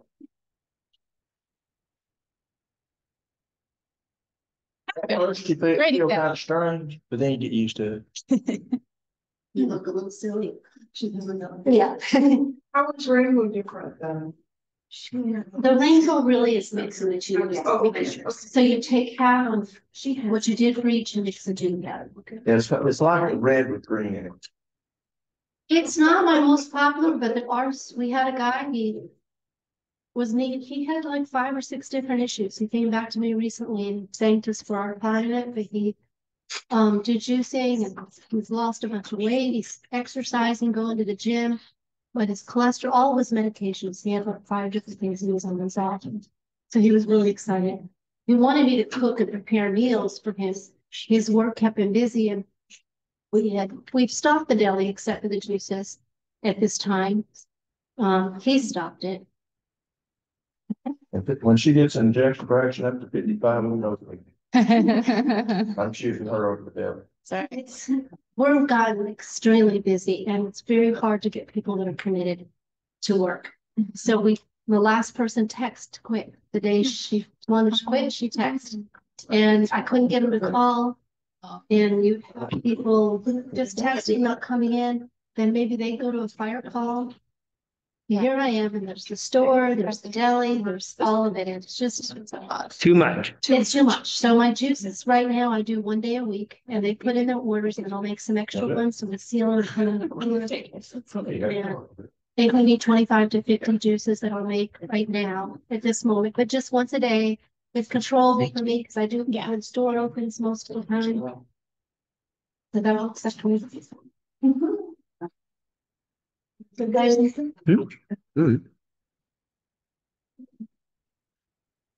it's tough. She's used to reading. Mm-hmm. What do you think about the big one? It's good. Where it tastes the celery in it. The beets. What do you taste like on that? I like beets a lot. How's that one taste? They said they taste the celery. Okay. I taste the beet. Good. Good. And that's what we do at the store. We adjust, however that person wants it, we'll make it. I will get some too after. But thank you for your help. You know what I always say? Is if we stayed at last weekend at Holland's in their house, and she let me make the waffles the next morning, and I said, when you let people participate and help, it makes you feel like you want. So when you're helping and you get around to things, you're part of the family, you get to be part of the family. Did everybody get some? I feel better when I get to be able to help. Any questions on juicing? Healthy person? Should you do a 3-day juice plan once in a while or like? Juicing, doing a 3-day, a 1-day, whatever's good. The complaint I get from people who juice, I get 2 complaints from juicing. Around the 3rd day, if they're really sick, they can get a little sick, that detox. Mm-hmm. And so I try to warn them that's going to come. But then the big complaint I get is when they're finished with that 60-day juice fast. First of all, after a 60-day juice fast, you don't want to start eating cooked food. Eat a couple of days raw fruit, raw vegetables. Let that stomach get used to some food before you start throwing cooked in there. Then after maybe 2-3 days of raw, then you can start doing your back to your diet. But people tell me, they say, really, juice? Can I just eat juice? No. Our body needs fiber. We need fiber. This is a therapeutic thing doing for that 60 days. It's trying to basically just cram in macro amounts of nutrients. Yes, yes. It's a therapeutic cramming in of like hyper. To me, it's like hyper out. I mean, it's in the blood, it's in fast. But Thank you. but you really need to eat, fiber. So people say, well, what do I do? Well, you can mix it. You can do, a day of juicing or a day of water fast or a day of just raw. Play with it. It's not a cookie cutter. Everyone's different. And whatever you feel the best doing, that's what you want to do. So if you want to do a 3-day every once in a while, do a 3-day, whatever your body. She likes just doing juice. Man, she is really likes. I juice probably 24 ounces to a quart every day. Yes. And she feels the best when she juices. She does. Food doesn't do good with her. Any other questions on juice? Just, what about just eating whatever it is you're doing and just juice? Implement the juice with it. Yes. So what I encourage people to do is let's say there's a couple of them. Is that okay? Let's say you do 2 meals a day, or 2 meals a day, and some people say, I really need something to supper. I need something to sit down and have family. My husband is he's coming home. He wants me to sit down with him for supper, or vice versa. Well, what we did at the lifestyle center is we only served 2 meals.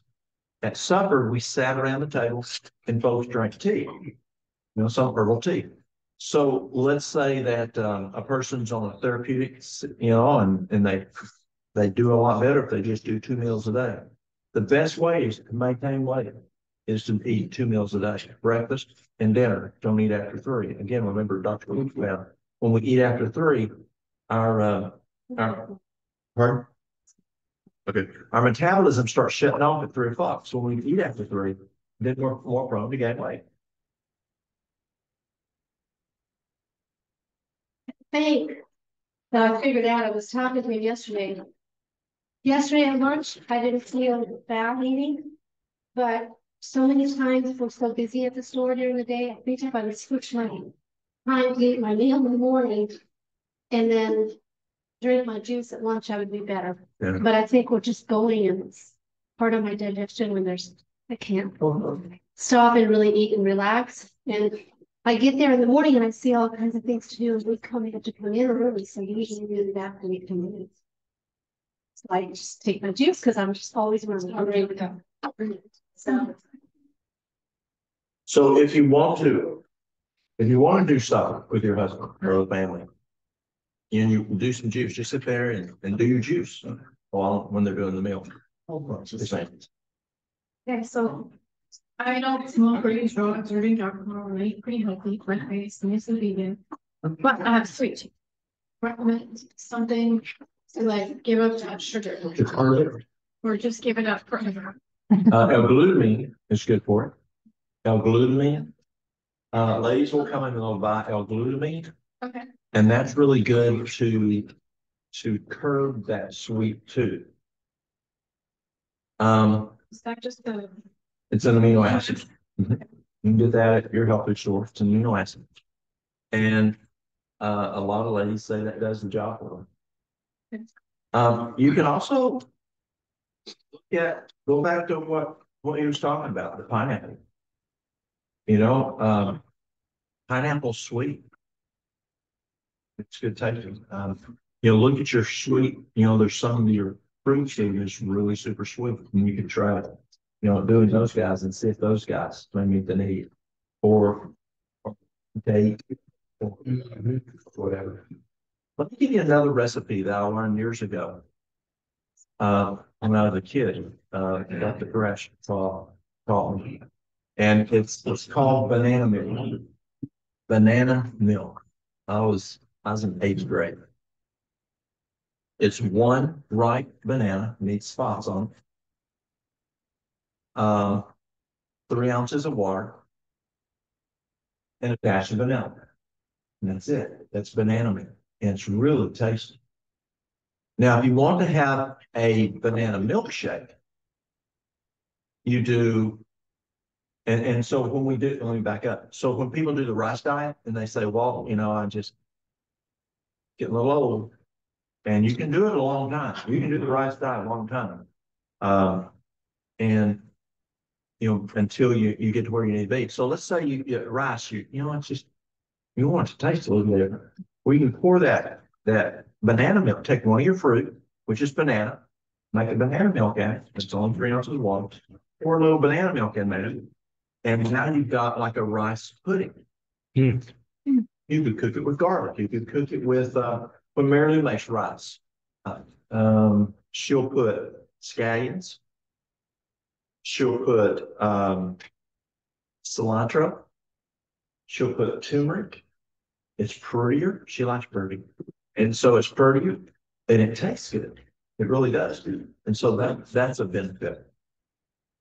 And then the banana milkshake.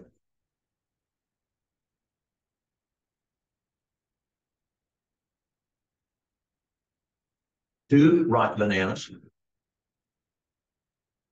3 ounces of water, a dash of vanilla extract, and 5 ice cubes.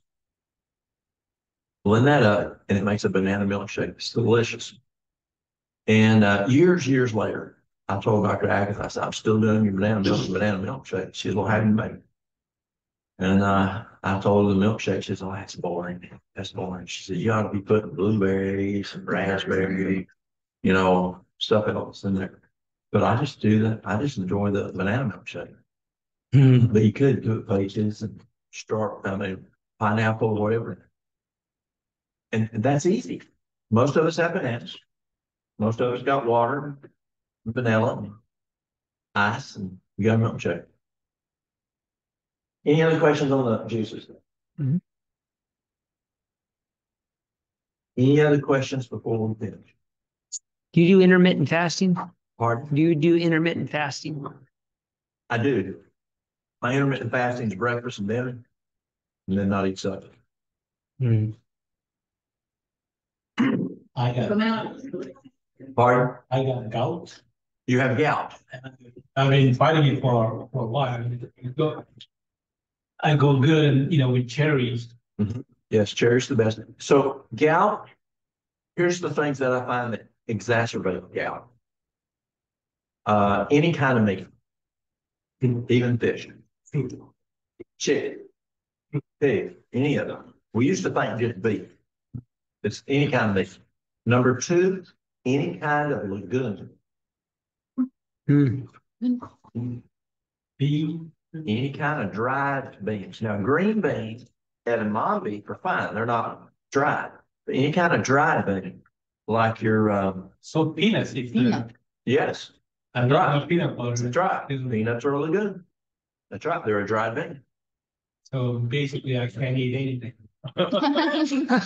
Right. The next one is sugar. Sugar will kick on gout. High fructose corn syrup is the big one that they're now looking at of why we're seeing so much gout.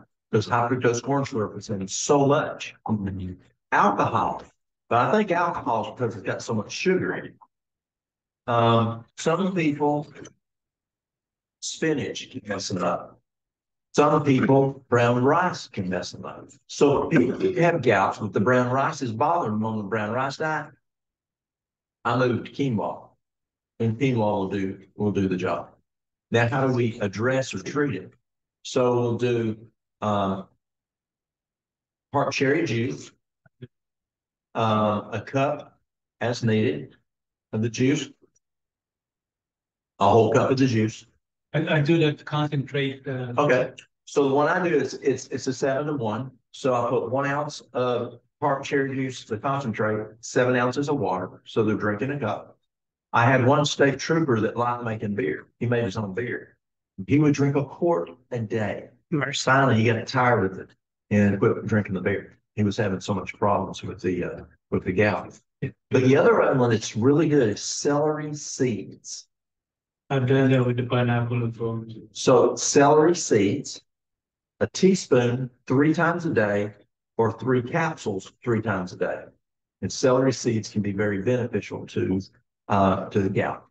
What am I addressing when it comes to which one is favorite?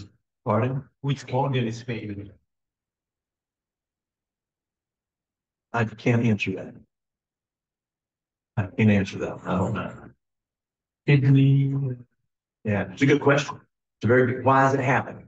Well, why is it happening? Why is the uric acid? Why are you having problems with uric acid? Why is these guys, why is the protein, why is the sugar? Why are they increasing the uric acid? I'm continuing finding more triggers. Like, last year I found out watermelon was my trigger. Ah, so you can't do watermelon. I ate half a watermelon and I couldn't walk it like then. I couldn't figure out what was wrong. Okay, that's good enough. There's another question over here. Oh, I was just gonna say, when you're talking about banana ice cream, that's good, we should put it through the champ. Oh, yeah. Roasted and not through the champ. Absolutely. Yeah, banana, we put in our bananas, the base, and we'll put other stuff in. Be great items. Any other questions before we quit?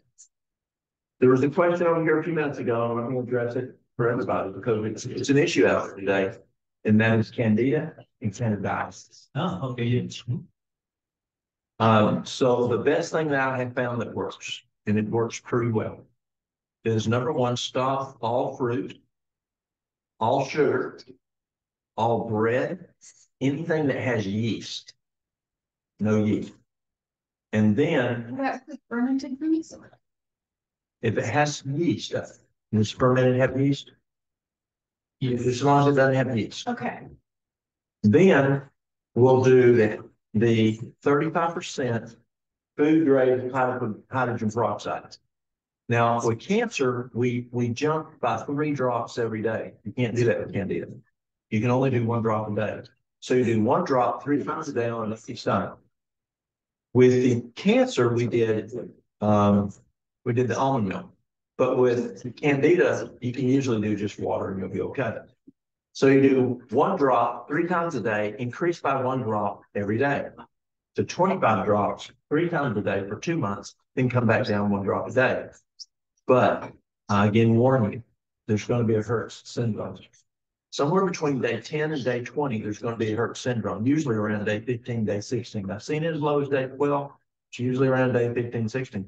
Lady comes in one time, she says, I can't do this anymore. No way, I can't do this anymore. I said, why? She said, I'm sick as a dog.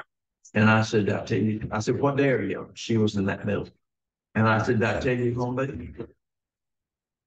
She said, yeah. I said, it's working, ain't it?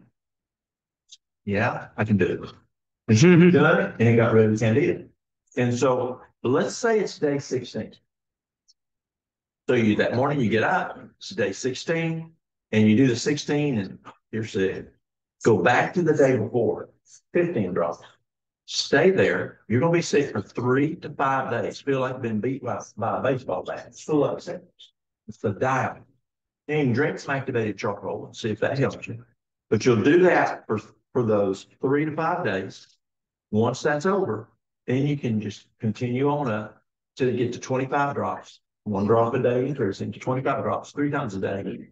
And that's will then and then come back down 1 drop a day. If you want to stay at 3 drops 3 times a day, that's great.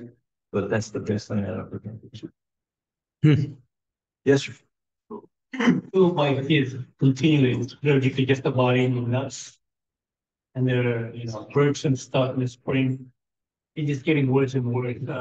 How can I improve their? Try 2 things. You can try going, say, 4 months, not having any nuts. Then try back. You can also try doing the pulsing that we talked about the other day, where you eat it, don't eat it within 4 days or more, and try it again. But when you try it the next day or the next day, your body can react to it a lot faster. So it's called pulsing. You skip kind of like immune Leapfrog. See if that works. insurance. Yeah. Anything else? Food grade has to be food grade, 35%. When you get that at your health food store. In water. What might help with seasonal allergies? The seasonal allergies, the nettle can help. The tea? If it's allergies from tree stuff, the nettle tea. Some people find the nettle capsules work fine. That's going to help your hormones anyway. The other is local honey can help. Local some people that find that and this is harder and harder to get, and that is royal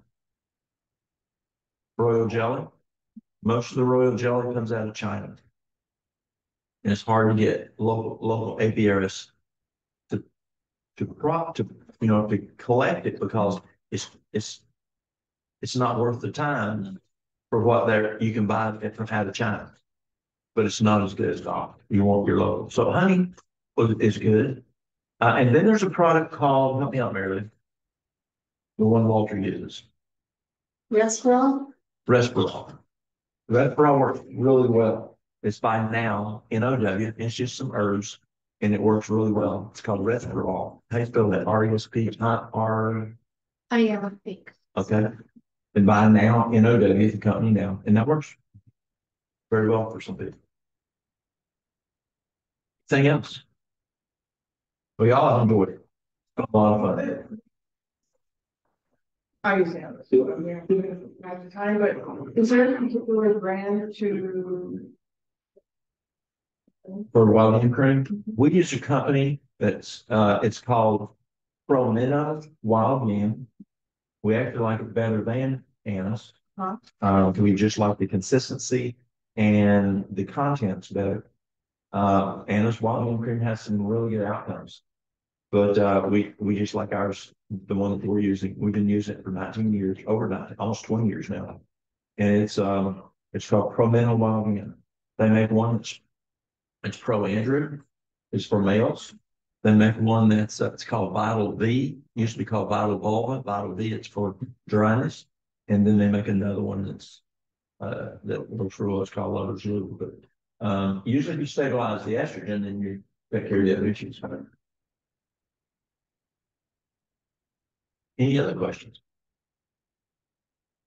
What's the Again, name of your organization? If somebody comes down there to get treatments, where do they go? well, we don't do treatments. I'm going too much. Well, And- Oh, they Oh, can we're- use our far Yeah, infrared they can come sauna. in and we do things there, but it's not really what I think of doing treatments. I'll get you. Okay. I mean, we get people all the time wanting to come in and stay in a motel and I'm just not there.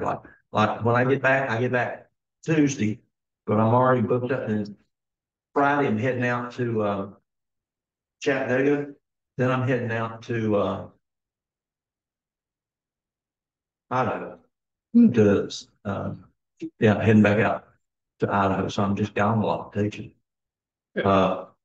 Then this morning I agreed to do another session with Africa, which will be teaching throughout the day Zoom. I like to go there, but it's just having the time to them. So I teach classes in Rwanda. They bring in people for 2 weeks time, and it's amazing. And let me share this real quick before I do. I told y'all I did it, and there's an interest that y'all have. So let me show you.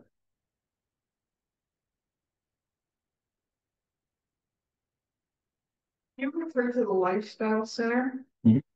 Is that still in existence or do you have any recommended centers within?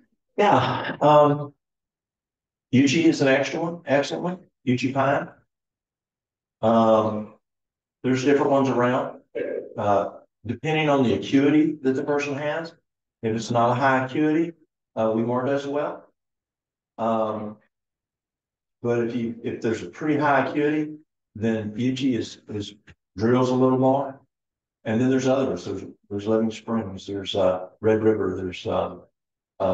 There's Wildwood. There's Eden Valley. That's another good one. Eden Valley. It's closer to y'all. They drill a little deeper than some of them. And then there's Black Hills. So they're around. Yeah.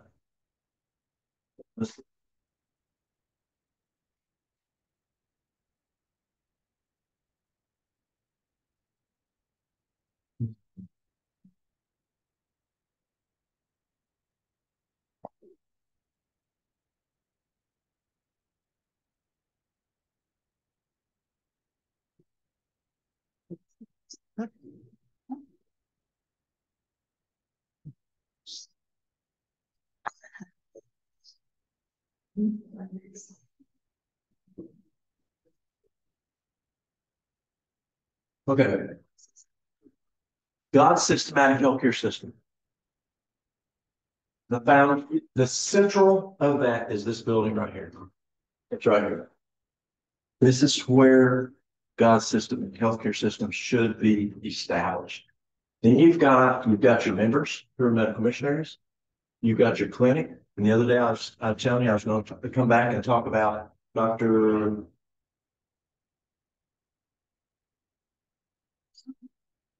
Study. And she just left. She's up at Wesson. yeah, Wesson. what's else? I don't know her. I don't know. Mary Lou? Mary Lou, do you have my phone there? Yes. What's the doctor's name up in Wasilla? Nellie. Nellie, Dr. Nellie. Do y'all know Dr. Nellie? Okay, so here's how it's supposed to be. So you got your local church, you got your members, you got your Dr. Nellie who does lifestyle health, you've got your restaurant, you've got your food store, you've got your church school. So here's how it works. You've got a member, church member who's working over it. We'll say John Deere tractors, making John Deere's. And so one of the guys you work on the line with, he has hypertension.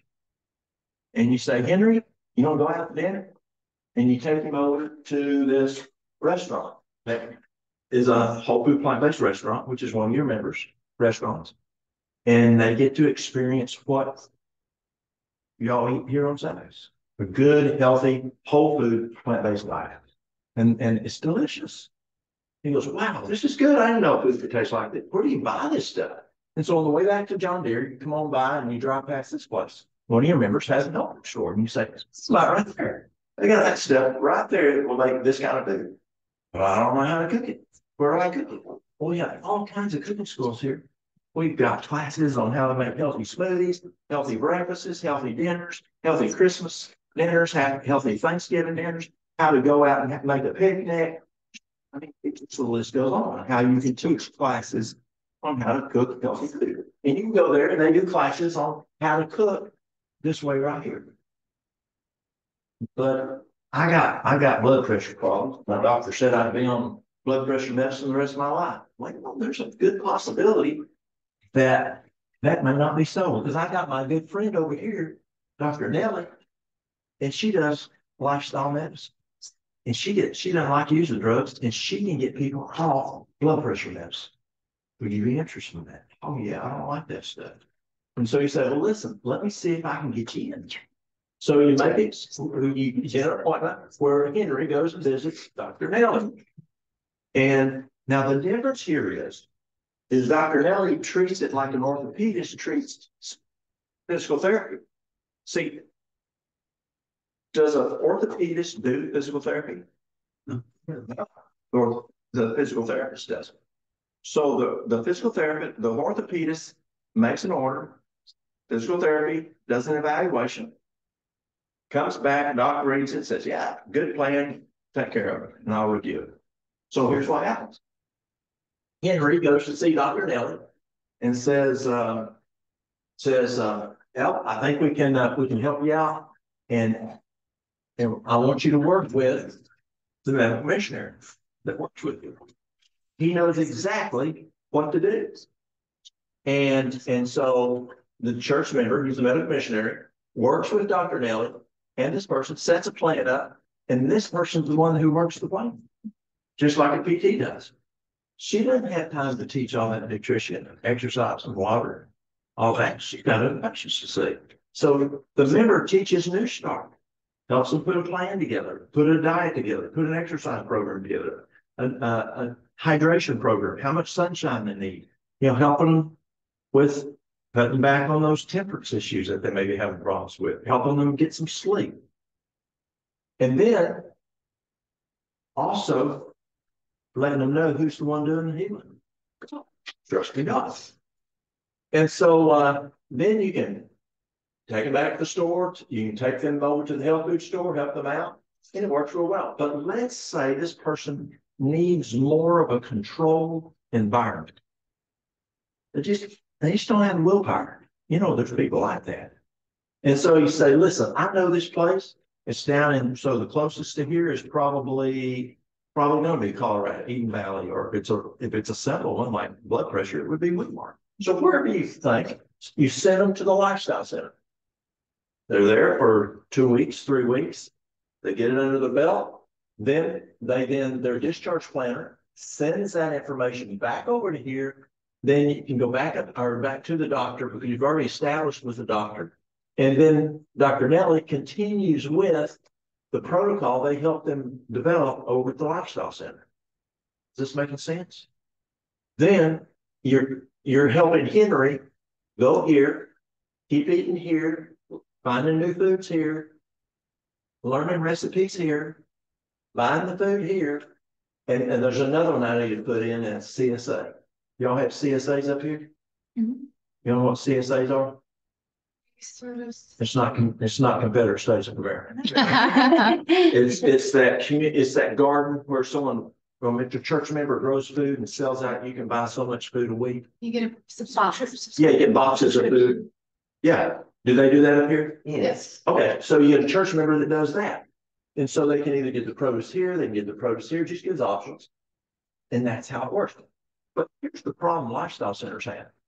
You got a person who's down at Eden Valley or up at Black Hills or wherever, and the person's from Anchorage.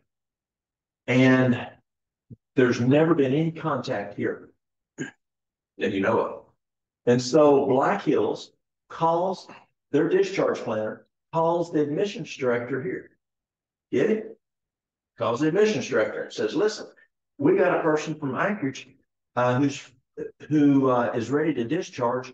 Do you have a doc up there we can work with? Absolutely, Dr. Nelly's over here. And so the admissions director says, well, where do they work? Oh, they work at the John Deere plant. Oh, we got folks that work at the John Deere plant that are medical missionaries. Great. And so then they transfer that person up to here, send these records over to Dr. Nelly, and then you work with a church member who works at that same location of work. You're working through here, you're taking them to the restaurant, you're taking them to the health food store, you're working the CSA, and you're doing the cooking, you're continuing the cooking classes here. They get comfortable here, then you can have other classes here.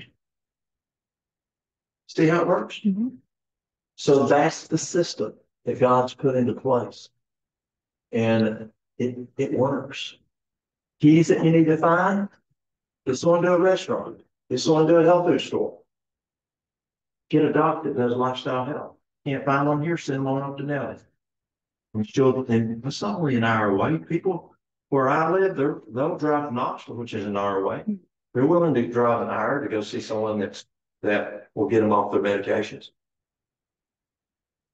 Does that make sense? Mm-hmm. Yeah. The last time. So, Yes. like my daughter likes to go on camping, hike, and 3 or 4 days they can take off.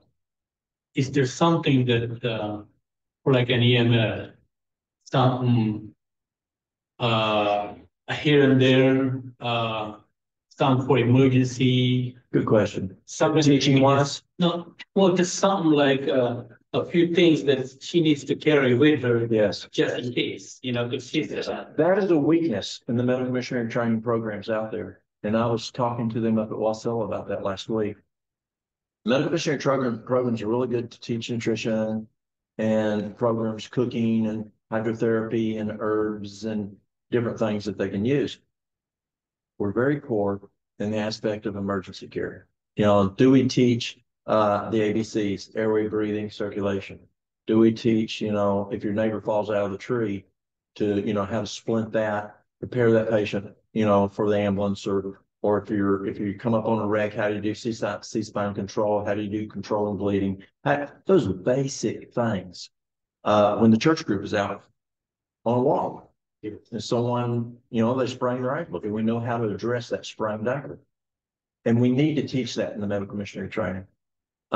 Some things they can do is just basic. You can go online, look up a first aid kit, and you can find just those basic. Referring to the first aid kit for like that you can carry with you, like the charcoal and stuff, and all. Yes, and something that readily available. Sure, the charcoal, the cayenne pepper, just some basic things when you're out that you can use. Yeah, the plantain, the water. Yeah, water. Yeah, and I like to carry other things that someone might need. Let's say if someone's having some kidney issues, I carry in my jump bag at home. I carry when I go places. I've got the dandelion. I've got the root. I've got the corn silk. I've got the hawthorn berry. There's heart issues. I've got, if they're having edema, I've got the dandelion leaf. So I've got that we can give that person if we need to do that. And that's more chronic. That's something like, you could help somebody with. Absolutely.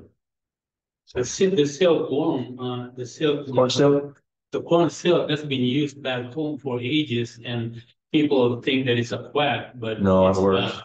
it's amazing how my mom keep, telling people that it's not a quack because it helps, but how could a little silk on a corn do so much? That's But right.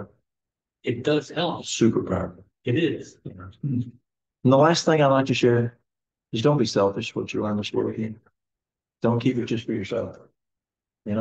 Use it on your family first, and then your neighbors, your coworkers, and then and y'all are doing training programs here. Do more training programs, and and just as you're setting up, any type of training, systematic training, you can train the folks in more areas. I was at one church that we would do evangelistic meetings, and we would spend thousands of dollars. And we might get one person show up, maybe not get anybody show up. So we took a whole year off. And once a month on Sundays, for 4 to 6 hours, we would teach medical missionary work. It might be massage, chair massage. It might be multiple cooking classes on how to do different, how do you do various different things in cooking, hydrotherapy, herbs, just all different kinds of medical missionaries for a whole year.